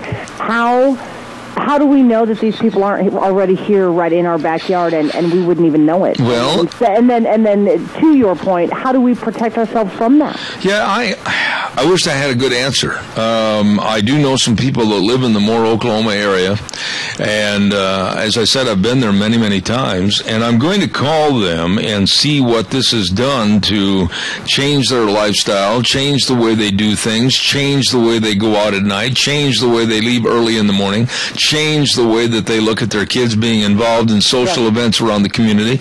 I'm telling you, Gina, that the American naive attitude better stop, because this is here in America. It is here in America, and we can no longer say, oh, well, it won't happen in my backyard. Oh, no, it's not going to happen in my hometown. Yeah. You want to bet that it won't? I mean, do you really want to put yourself out there and to be so naive as to say, oh, well, it's not going to happen here? It could, because it already is. Well, and one thing I was going to mention, and I don't know what, and I don't want you to comment on this because I don't want you to give away any secrets as far as what you do in your private lifestyle to protect yourself, because that's nobody else's business. Correct. But I know for a fact that I've looked at my situation, and I've looked at Deanna and myself and what we do, how we do things, etc. And we've really tightened up a lot of things because I don't trust a lot of people or circumstances. And you also being involved in the media, you can't trust a lot of people and circumstances. No, you can't. And we can't always rely on the police. No, we can't always rely on the police, even though they are there to help serve and protect. There are other things going on in the community that require their immediate attention. And so even if we do make that phone call, who's to say that they're going to be there in 30 seconds? They're probably not going to be. It's probably going to be more like 10 minutes, 15 minutes, 30 minutes, just depending on how overloaded they are. So you really do have to take a look at your own personal circumstances, what you're doing to protect yourself, who you involve in your daily activities. And it's not to say that you have to be suspect of everybody. It's just knowing your surroundings, knowing what's available to you, knowing how to react in a specific situation. That's going to greatly help you protect not only yourself and your family, but when the things that are going on in Moore, Oklahoma, wow, it really sets you back on your laurels to think who or what do I have in my life right now that would be that kind of a threat to me? And if you have somebody like that, what am I going to do to protect myself and my family? There's one other story, and then I've got to do a commercial break, but I want you to comment on, and I urge all women listening to this that are involved in perhaps the insurance business and or the real estate business, whatever, to really be cognizant of what you're doing and how you're doing it. You probably followed on the news. There's a real estate agent, a lovely mother, I think, of 2 children, that is missing as of this morning because she was showing a house to someone. I believe it happened down in Florida, and now she's disappeared. And it's got to the point where, and I think women and or men should be very cognizant that when they're in a sales position of where they're going to someone's home, or if they're meeting someone to show a house or property or whatever, I'm going to just tell you, you'd better have due diligence as far as making sure that people know where you are, know who you are, and also have some kind of a backup protection, because anything can happen, and it is. Anything and everything can happen at any given moment in time. And, for, just like you said, for those who, do outside sales, for those real estate people or you know, what have you. If you're going out into a situation where you don't know somebody and you're going to be at a locale where you really don't know the surroundings, either one, take somebody with you, and by all means, please let more than one person know where you're going. And you have this time, okay, I'm going to contact you in a half hour. I will send you either a text or I will call you. And if you do not hear from me within a half hour, either you call me first, and if I do not respond, then please contact the police, contact the local authorities, and let them know where I was going. Well, you always have to have that backup. I agree, but you know, in the case of this woman, and I urge all women that are involved in the real estate business, and for guys too, I mean, there are so many kooks and crackpots out there today, and this woman, this poor woman, she was showing a house to this individual,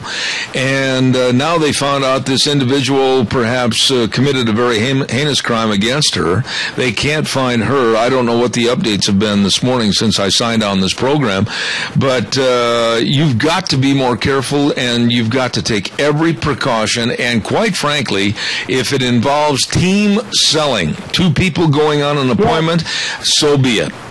You know, and I'm for that, because in today's society, I'm sorry, we don't live in a friendly world. And even right here in the grand old state of Idaho, it's not quite so friendly. And so I'm all for that whole, you know, okay, you go out and you go do this showing with me, and then we'll go hit yours right after this. Absolutely. So you do that tag team because it's going to offer you that secured knowledge of, hey, at least I've got somebody here who's watching my back. Absolutely. I'm glad to hear you say that. Thank you. And that's the way I feel this morning, and I pray that woman is all right. But indications are that there's been a heinous crime committed, and it was all because she was doing her job as a real estate agent, showing a home, and the vermin that we have in our society, the crime-ridden vermin, are taking over. I want to remind you about a harvest of savings at Lee's Furniture, Floors, and More at 459 Overland in Burley. Oh, my goodness sakes, they've got all the mattresses for your sleeping comfort. And when I say all the mattresses, I mean all the mattresses. They've got all the window coverings, 30 to 40% off. And carpet, why, they've got rolls and rolls and rolls of carpet, all the carpet you could possibly want for your home, the beautification and the comfort of your home. At Lee's Furniture, Floors, and More, 459 Overland in Burley. You stop in and see those good folks today. Excuse me, a little frog in the throat. Still hay fever season for yours truly. Once again, there is going to be the 6th annual Magic Valley Sportsman Breakfast, and that's going to be at the Idaho Fish and Game Regional Office at 324 South, 417 East on Highway 93 this Friday morning at 6:30 a.m. Don't miss it. Even old Kelton is going to be cooking. Whew, don't miss that. Hey, by the way, too, don't forget, when you think about life insurance and health insurance and retirement planning and employee benefits, you know the pros to work with. They are Cameron and Siemens Insurance, Highway 24 in Rupert. Dean Cameron, Todd Siemens, always accessible and devoted to serving you and your family and your business. Please get a hold of them today. Number to call, 436-4424. That number again, 436-4424. Remember the pros working with you, Cameron and Siemens Insurance. We are going to send this back over to our main studios in just a moment. And then coming up next hour, we're going to have Daniel Simmons with the Institute for Energy Research back in Washington, D.C., talking about, after all the garbage has been picked up and all the people have gone home that were representing various countries, and especially here in the United States, all the kooks and crackpots that want us to live in caves and do nothing as far as energy is concerned, what really will take place with climate change and that summit? We're going to talk to Daniel Simmons about that next hour. And then at 10:30, we've got a dear friend of ours, Randy Hardy, coming on the program. He's the president of the National Potato Council. He's going to talk about the Idaho Spud, so don't miss that. And it looks like the weather is not real good. It looks like it's raining a little bit here. What's it doing over at the studio right now, Gina? It's not raining, but it's threatening to. Ugly day. Going to be that way for the next couple days. And then clearing, Michael said, and we'll have another weather forecast of his coming up next hour. Right now, we're going to turn it back over to the main studio. We'll be back in 6 minutes with more Zeb at the Ranch. Don't go away.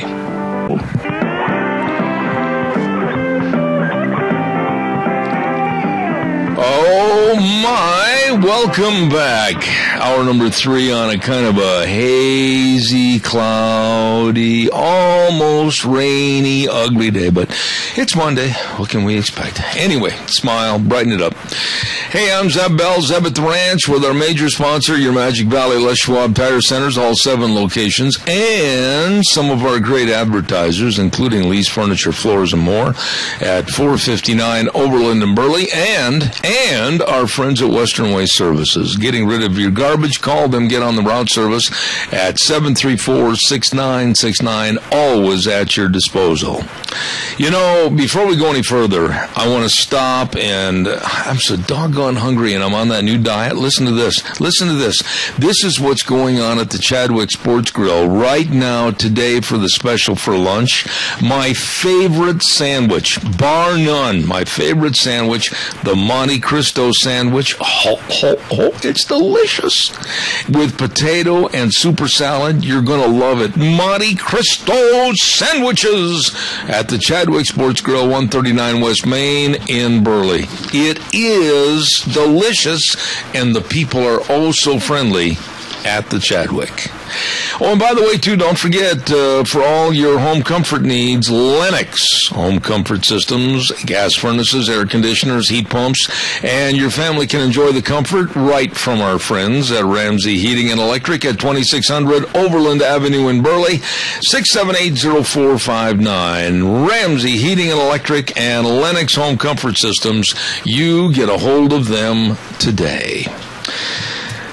Right now, we're going to go to the phone lines, and we're going to talk to the Institute for Energy Research and our good friend Daniel Simmons. Daniel, good morning, buddy. How you doing? Doing well. Good morning, Zeb. Daniel, I would imagine that you probably went down to the great big United Nations Summit Conference on Climate Change, and you probably rubbed elbows with all the kooks and the crackpots and the Al Gore types. Tell us, what did you learn? You know, I learned that there's a whole bunch of people that are completely disconnected about what it takes to make a modern economy run. That people that think that fairy dust and magic beans can power an economy, and that is the sad reality that we get from these people. That people that don't understand that reliable, affordable energy is not just critical, but is essential to a modern economy, and those guys don't get it. Do they? I don't even know how to phrase this, because I would not have the temperament to sit and try to debate these absolutely, I think, stupid people. Do they have any kind of idea at all what will happen when we regress away from ready and handy energy?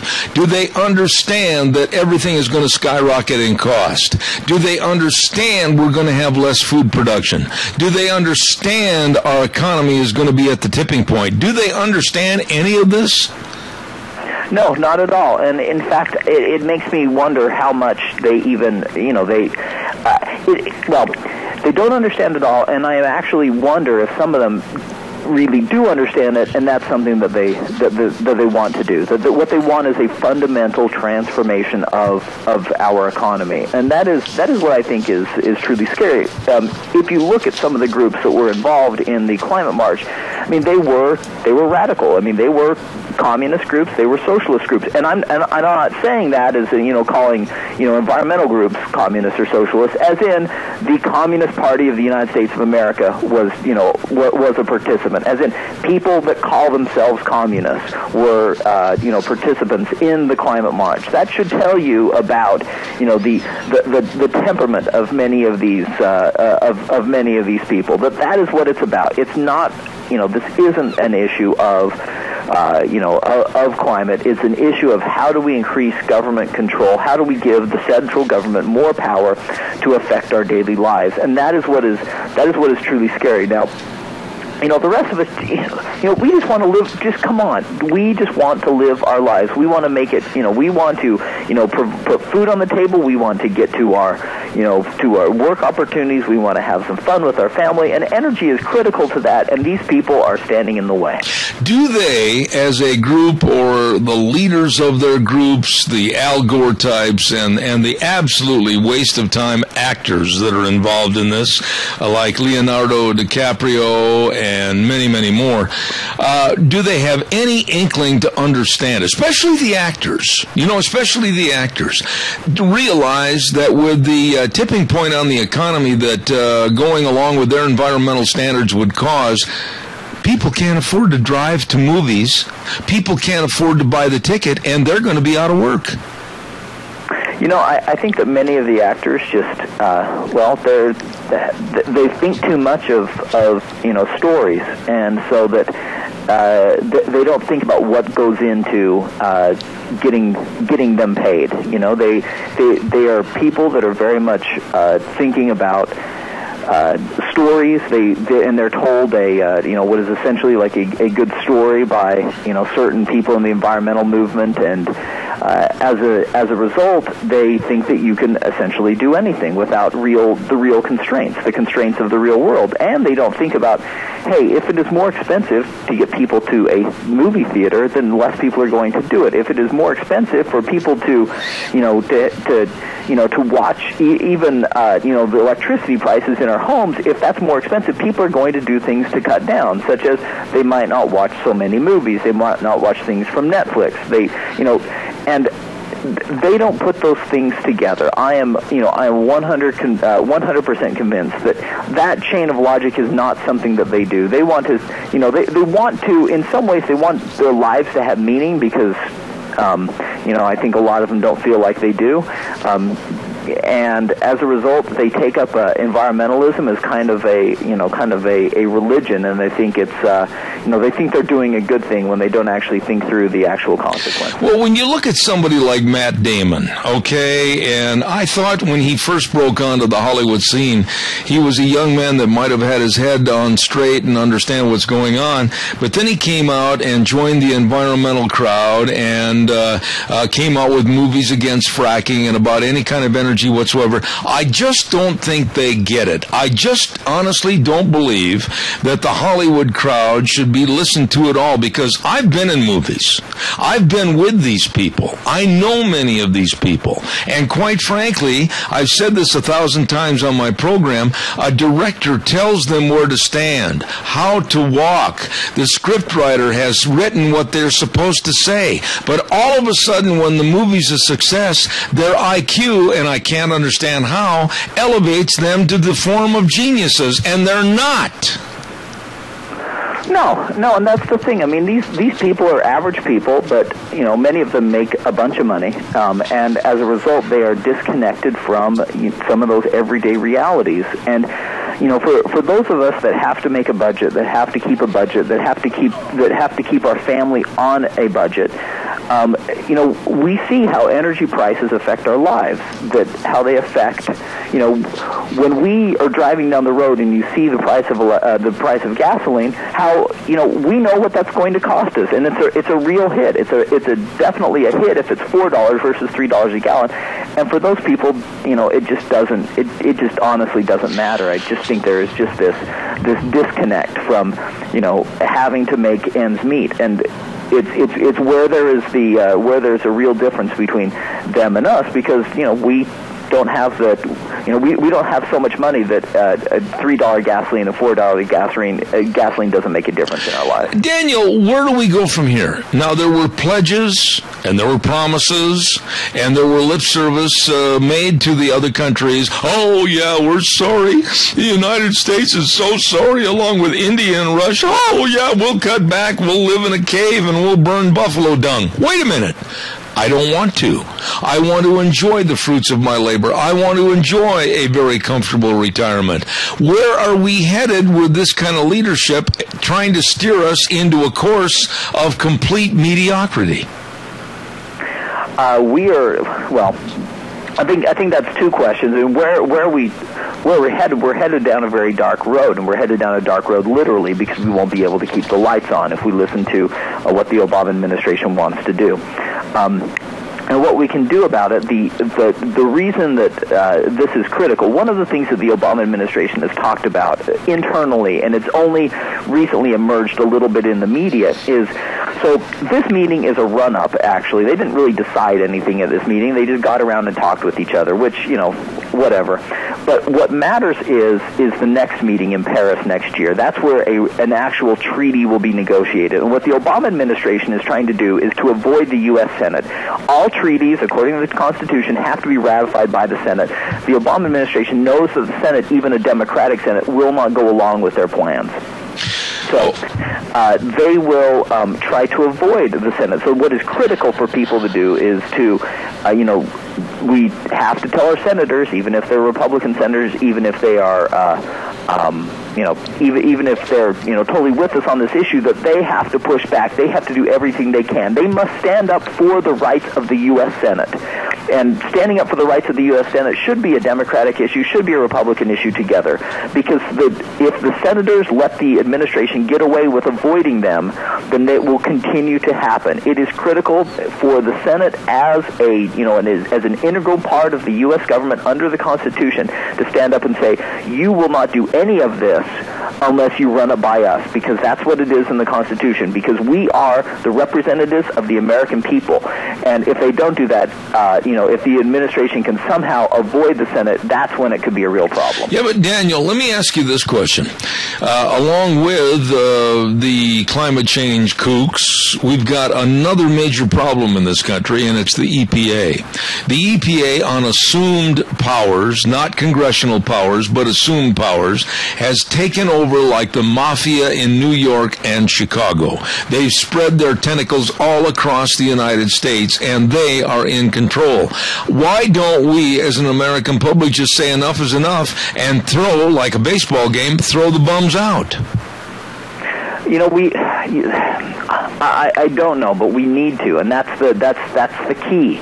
That we have all the times for years, Congress have abdicated their responsibilities, and they have to be held accountable. They have to be held in check. And sadly, that means more, that we have to do more, that we, the people, have to do more, and we shouldn't. But we have to, because of where we are, where society is, where the powers of the U.S. government are, that they are so, the powers of the government are so entrenched. I had a very depressing conversation on Saturday. I talked with a woman that ran a shredding business that shreds papers, from hospitals, law firms, that sort of thing. And she just sold her business. And one of the comments that she made is that it is becoming harder to be an employer in this economy because of a number of things. And that's the sort of thing where we have to push back, that these job creators in the economy, she employed 46 people, to her, it was a good deal to get out of the business at the time. There was a good buyout offer. But the point is that it isn't like energy, and that's what I do. I do energy issues, but it's larger than that. And so we, the people, have to continually tell our representatives in Congress that we cannot abide by this stuff anymore. We have to have a reduction in these regulations coming out of Washington that don't make sense, that are driven by environmentalists, that are driven by, honestly, communists, like that were at the climate march, that their desires should not trump the desires of the American people, because otherwise we are headed down a very dark and very poor road where we will, instead of being the city on the hill, we will be the slum at the bottom of the hill. Absolutely. We have a caller with a question. Caller, go ahead quickly, please. Thank you. With population increases both nationally and on the world scene, Can you talk about how much impact that has on our energy costs? And I'll leave you. All right, thank you. That's a good question. What about that, Daniel, with the population increases? The population increase definitely helps increase the cost of energy just because just because of demand increases. That said, new people around the globe are not necessarily obviously a bad thing, because not only do they come with mouths, they also come with brains, and hopefully places where we've seen increasing populations will also help increase the amount of inventions that make our lives better in places like India and China. And I hope that is starting, because the real, what has happened over the last 10 years that has really kept gasoline prices high is that there are many people in China that are becoming members of the middle class, and that's what is driving gasoline use. U.S. gasoline use has actually fallen over the past decade.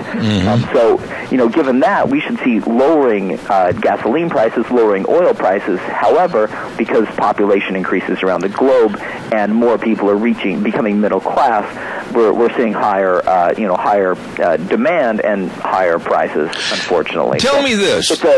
It's an important issue. Tell me this, Daniel.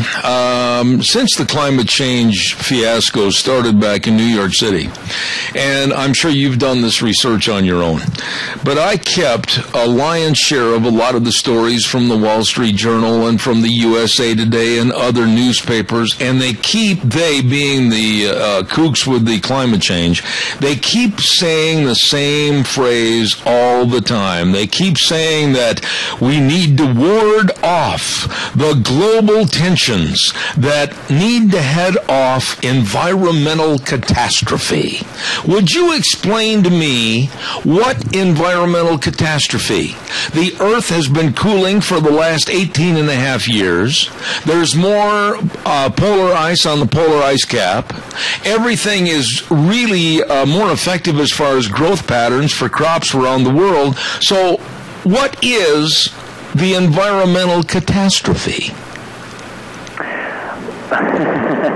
There isn't a environmental catastrophe because of climate change, because of global warming, for exactly the reason that you said, is that we've had actually a pause in the warming, and there is, who knows how many justifications there have been so far.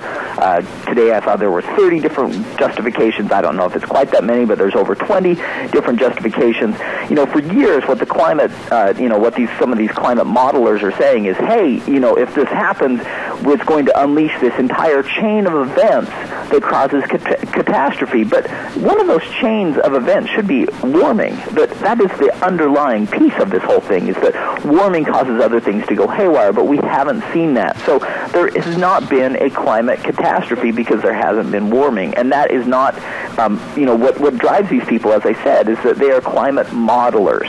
They are trying to model the climate, and it is incredibly complex and very difficult, and they've failed. Absolutely failed so far to model the actual world. So I see no reason to believe their models when they say there's going to be catastrophe, when they failed to predict utterly the pause that we have seen over the last 19 years or 26 years, depends on what you're looking at, whatever, the 2 decades of without warming. I mean, what the heck, guys?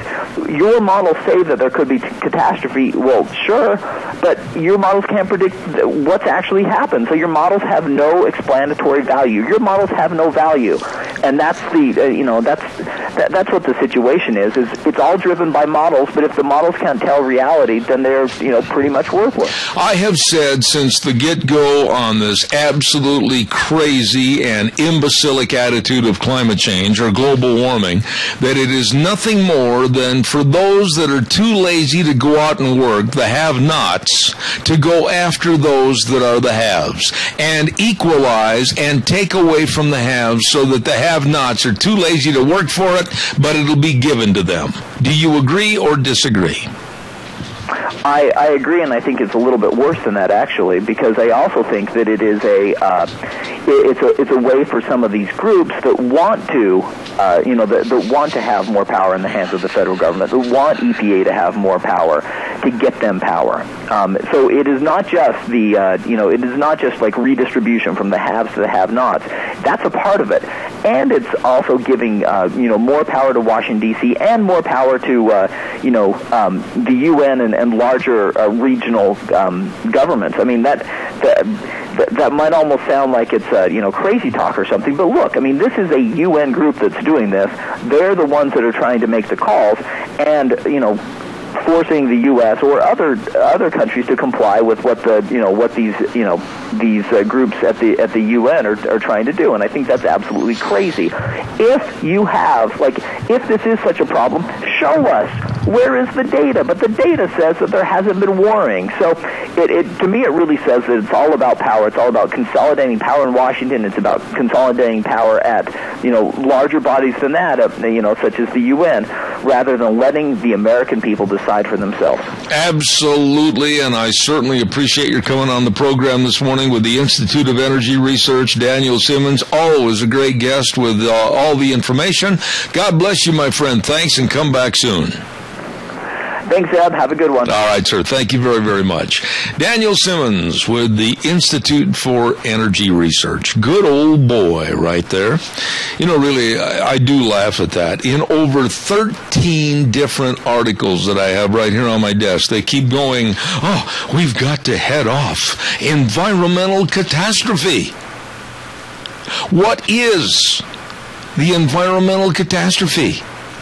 The wine business in California and various other vintners and yards around the Northwest had the best year they've ever had this year. And when you look at other issues with agriculture, we don't want to see global cooling. No. And these people are saying, we're going to head off environmental catastrophe. They are liars and charlatans and snake oil salesmen, because there is no bona fide, classified environmental catastrophe. Pin them down. Ask that. They don't have an answer. Okay, every Thursday, I'm very, very blessed on my program to have a segment called Cache County School Days. And the two businesses that sponsor that, I'm very, very thankful for. One, of course, A Child's World at 1308 Overland in Burley. And, oh my goodness, they got suits for the young man in your family. All kinds of different suits. Oh, they'll look sharp as can be. How handsome they will be. And they got a new selection of cozy blankets from $10 on up to keep the little ones warm. And they got all the young outfits for the little ones to keep them nice and cozy during the fall and winter. You better stop in today. Layaways, toys, books, puzzles, everything at A Child's World, 1308 Overland in Burley. And also, we say thank you to the Ambulatory Surgery Center at 1344 Highland Drive in Burley. Oh, nice people. And believe me, life-saving colonoscopies are performed by outstanding surgeons right there at the Ambulatory Surgery Center in Burley. And along with that, believe me, need ear tubes, tonsils removed, dental procedures, needing anesthesia, all taken care of right there at the Ambulatory Surgery Center. 677-8888. Don't forget, right there on Highland Avenue, Ambulatory Surgery Center, 1344 Highland, and A Child's World at 1308 Overland in Burley, serving you and sponsoring school days in Cache County. We are going to take a little break for a few minutes, and then we're going to come back with our next guest, a very, very nice friend of ours, Randy Hardy, president of the National Potato Council, coming up and talking about the Idaho Spud. Stay tuned. Zeb at the Ranch. I'll be right back. And now, back to Zeb at the Ranch on AM 1230 KBAR. To reach Zeb, call 436-2244 or toll free 1-866-927-4587. And now, here is Zeb Bell. Thank you very much and welcome back. Last half hour, Zeb at the Ranch on a Monday. And don't forget, Rogge Auction Community Sale coming up this next Saturday, October 4th at the Minidoka County Fairgrounds, starting at 11 o'clock in the morning. Oh, my goodness. I talked to Cade, and they said they had such a ripping good sale in the spring. They're going to have another one this fall. It's going to be this next Saturday, starting at 11, Minidoka County Fairgrounds, and they're going to have guns and vehicles and household goods and some farm equipment, and you can consign right up through Friday night the 3rd. You better believe it. For more information, go to their website, RoggeAuctions.com, or call Cade at 431-0074 or Ron at 316-0318. Rogge Auction Community Sale this coming Saturday at the Minidoka County Fairgrounds at 11 o'clock. You be there. Right now, we're going to talk on the telephone with a good friend of mine, and I have the highest respect for him. He is the national president of the Potato Council and quite a spud farmer over in the Oakley area. Randy Hardy, how are you? Well, right now, Zeb, I'm pretty soggy. We thought we'd get going digging potatoes this morning, and we just had one of those busters come through, so I couldn't be wetter if I had just climbed out of the shower. I'm not laughing at you, believe me, I'm laughing with you, because this time of the year you never know what Mother Nature's going to throw at you as far as harvest is concerned. Randy, give us a little background. Now, I know that you are the president of the National Potato Council, and that's changing, and you've been also nominated and selected for another post. What's going to happen now with you and the Potato Council? Well, everybody asks me how come I'm starting one when I haven't finished the other, but it's kind of a timing issue. That the commission thing is a 6-year, actually 2 3-year terms, and the opening for our district here came up this summer, and so if it wasn't now, it probably would never be. My term as Potato Council president will be done in January. It's a 1-year thing, and I'll have one more year on the executive committee of that, and then I'll pass that off to somebody else. So it's a little bit of double duty now, but the things that we're doing are similar in that they're potatoes, but the actual responsibilities are quite different. Now, what about the potato industry in general? Idaho, of course, famous potatoes, known all over the world. What about the promotion of the potato and what's happening now with this administration? Are you happy that you're making some inroads against what some of the things the administration tried to do to blame the potato and try to make it a villain? Or what's going on with right now the acceptance of the potato? It's a mixed bag. The way social media is and everything else, there's every story you can imagine out there, from potatoes being the demon to the greatest thing that ever came along, and basically it boils down to common sense, and it works for some people and doesn't for others. But most of the information out there that's negative toward potatoes is misrepresented. We're still having a little fight over the WIC program. That's basically waiting for the ag appropriations to be done, which we're not sure when that's going to happen, but we feel like we're in a good position as far as getting that done. We appreciate some of the kickback that's happening with the National School Lunch Program. That's targeted bad foods, or what's perceived to be bad foods, and you've been down that road and know what's really happening. But overall, we're going to continue to have challenges in the potato industry just because of misconceptions about its nutrition and convenience and everything else that goes along with potatoes. But you and I love them. Randy, what about that, though, as far as advertising and promotion and trying to get out and sway people to get back in favor of the potato? Do you feel like you've done all you can do, or do you think there's avenues and new approaches that might help the public become more knowledgeable? No, there's always new paths to use, and like I mentioned, social media right now seems to be a big one. That's where the consumer, the housewives, are getting on and doing a lot of chatting and looking for menu ideas, and And so that's one area where the Potato Board is really focusing, as well as the Idaho Potato Commission is putting a lot of focus into social media as a way to reach the consumer and educate them about the nutrition of potatoes and give them some fresh ideas.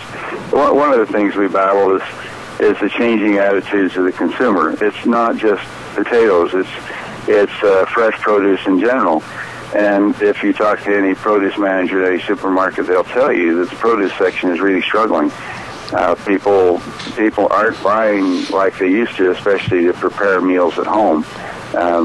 Apples, oranges, things, bananas that they can pick up off the shelf and take with them and eat are doing pretty well. But things that are used to prepare meals at home are really struggling just because the consumer is not cooking at home like they used to. I saw an article where consumption of prepared cereals is down like 26% in the last 10 years. And that's just a really strange statistic until you think of the fact that people just simply are not sitting down to eat breakfast, even a prepared cereal breakfast. They're grabbing something and running out the door. And that's having the same kind of effect on the usage of potatoes. So it's a challenge to keep people educated on how convenient they are, and it's a challenge to us to do that. All right, Randy, one of the stories I wanted you to comment on this morning, I picked up the newspaper, and they had a headline on the front page that said, quote, "Why is it so hard to find a russet Idaho potato in Idaho?" And it seems like a lot of the stores, they're not having the russets here in the state, but they're being shipped elsewhere. Would you care to give us an elaboration on that story? Well, I'll try to keep this under an hour because it's about how long it takes to explain the entire situation. But what the consumer needs to understand is that you are the one that controls what happens in the grocery store. And if you don't like the potatoes that are being sold in your local grocery store, regardless of who it is, you got to tell them. I was over in a large store, I won't mention other than that large store in Twin Falls last winter just before Christmas, and I saw their potato display, and it was huge. And they were having a promotion for the holidays. And I looked at those, and I called the nearest guy over, and I said, "Those are an embarrassment to those of us who grow them." And he says, "Why?" And I said, "Because they're all green." And I showed him, and I said, "People will buy these, they'll take them home, they'll cook them, they'll have an unpleasant experience because they're going to be bitter tasting, and they won't be back in here to buy them." And he says, "Okay, I'll get it taken care of." And I left, and I don't know if he did or not. But, I continuously hear stories about people not finding the potatoes that they want in the store. And it's just basically because the consumer's not telling them that. They're not making them do that. So the merchandiser is buying whatever they can buy, the cheapest, the easiest, the fastest, and possibly the most markup they can get. So, they're not necessarily looking for the primo crop to put in the shelves. Randy, though, is there a problem with having enough in quantity of like the big russet potatoes here in the state and then also to ship elsewhere? Is there a problem with the quantity, or are there plenty to be putting not only here in the stores but also statewide or nationwide? There's plenty. There's plenty of big potatoes. There's plenty of big Burbanks, and we had this little talk this morning about the difference in russets. People say they want a good russet potato. Well, there's many varieties of russet potatoes right now. There's only one russet Burbank. The russet describes the skin, the little fishnetting effect that you have on the skin. That's called russeting. But there are several varieties that have that characteristic, and the marketers want to sell those all as russets, and in reality, in my opinion, there's no potato like a russet Burbank. Idaho is the only state that can properly grow a russet Burbank. But these other varieties that have moved in under the name russet, they pack out better. They make the grower more money. But they don't have the same cooking and taste characteristics as a Burbank. And I compare it to a red delicious apple that is very attractive on the shelf, but as you know, the Galas, Fuji's, some of the newer varieties taste a lot better, and they're not nearly as good to look at. They don't have the same appearance. And so such is the case with russet potatoes. The other thing Why can't you get the size you want? Why can't you get the volume you want? Again, it's simply because the consumer, number one, isn't asking for it. Number two, doesn't want to pay the premium. Or they compare the cost of bulk potatoes in the store, which is sold by the pound. They compare that to the cost of a 5 or 10 pound bag. 5 or 10 pound bag is considerably cheaper, but that's what you give up. You give up the size that you want to make a good baker. The fresh shed that I'm involved with, that runs the majority of my potatoes, we do a lot of food service business. In fact, Idaho is mostly known for food service, and by food service I mean any institution that prepares food for you. So it's a restaurant, cafeteria, might be an in workplace cafeteria. So you have companies like Cisco and U.S. Food Service who supply those. When they can't get russet Burbanks, they'll take one of the other varieties, one of the other russet varieties. When they can get russet Burbanks, they insist on them. And so they are willing to pay more to get that quality of product. And right now the consumer is not educated or insistent enough to demand that in the store. They're going to have to pay more money for it. But it's definitely available. It's available right here. Randy, how do we get that consumer information, though? I'm not trying to be facetious at all when I ask this. The media is readily available, whether it's the newspaper, whether it's the radio, whether it's the television, or whatever. But do people pay attention? How are you going to acknowledge the fact that people today in this fast-paced society, they just kind of streamline right on by something as important as being in control of what food is sold in the supermarket if they just ask for it? How do you go about teaching the public to ask for better potatoes? That's the difficult thing, and it takes just like you and I are doing right now, and that's getting the word out. Idaho has a unique system in that every potato that leaves the state with the Idaho seal on it has the variety on the package. We put a quick lock tag on every bag that goes. It tells you what the variety is, not just russet. It tells you whether it's a russet Burbank or russet North Dakota or any other variety. It has to be tagged.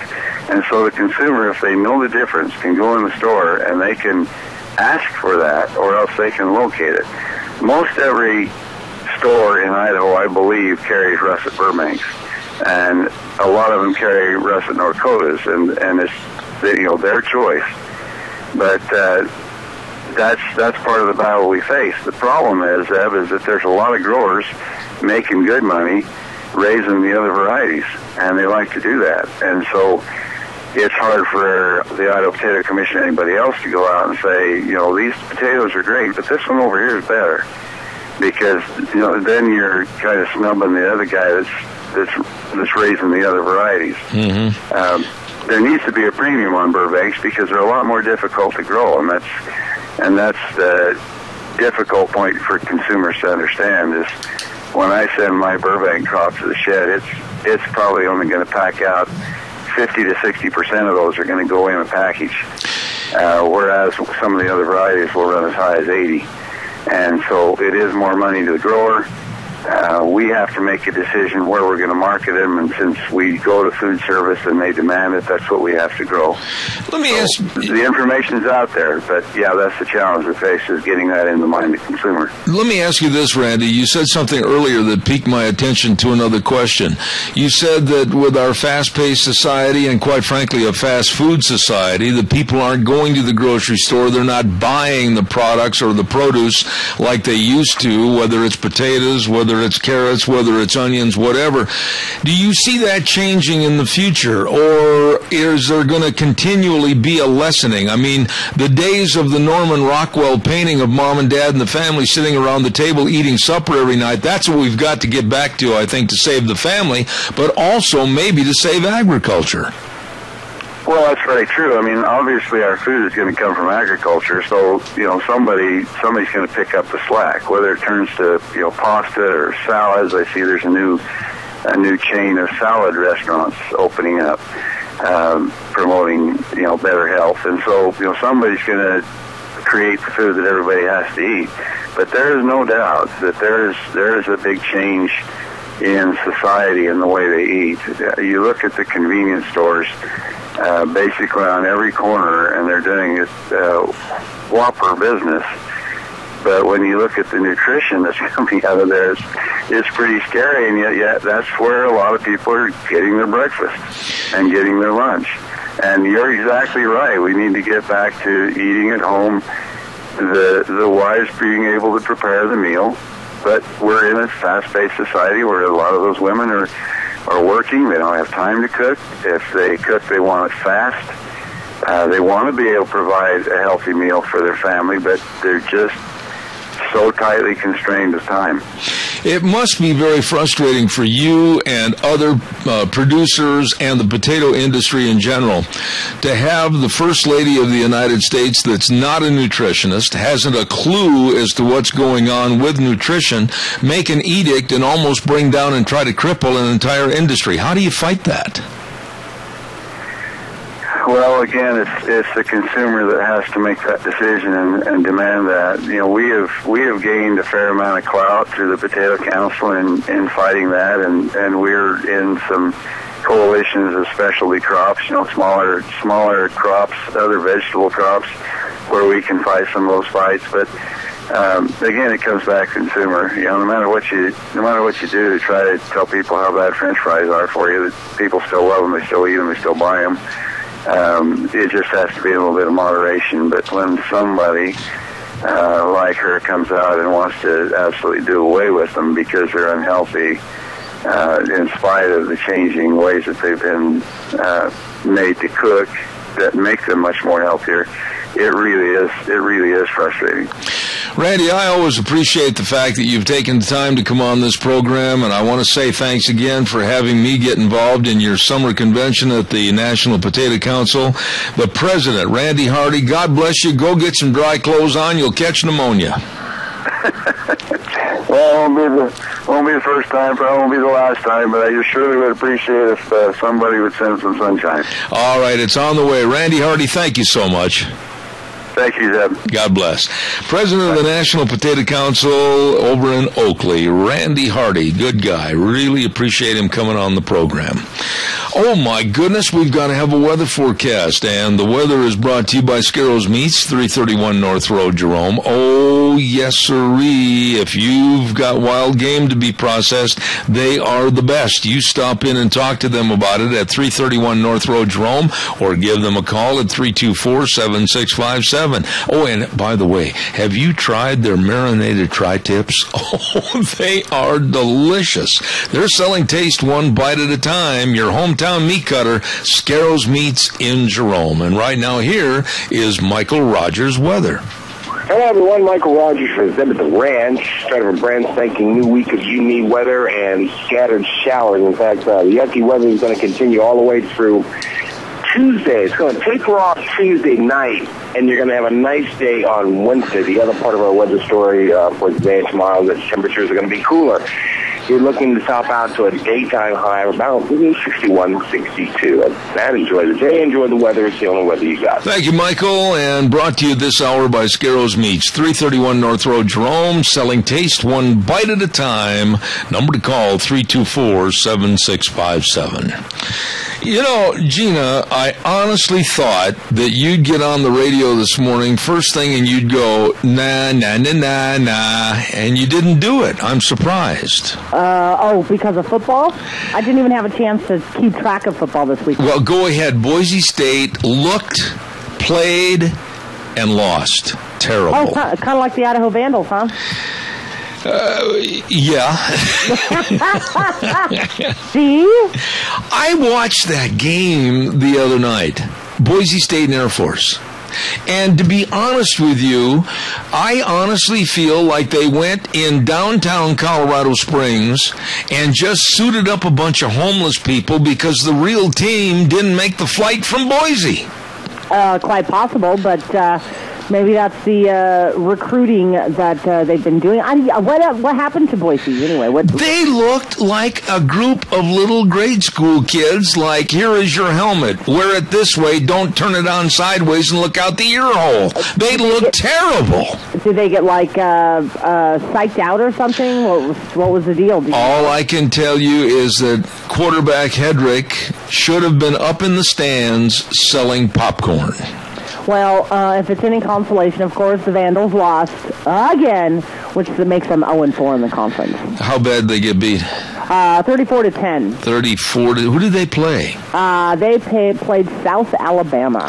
Oh, that's right. Yeah. Well, I'll be... this weekend we play Texas State. I will be honest with you. Oh, boy.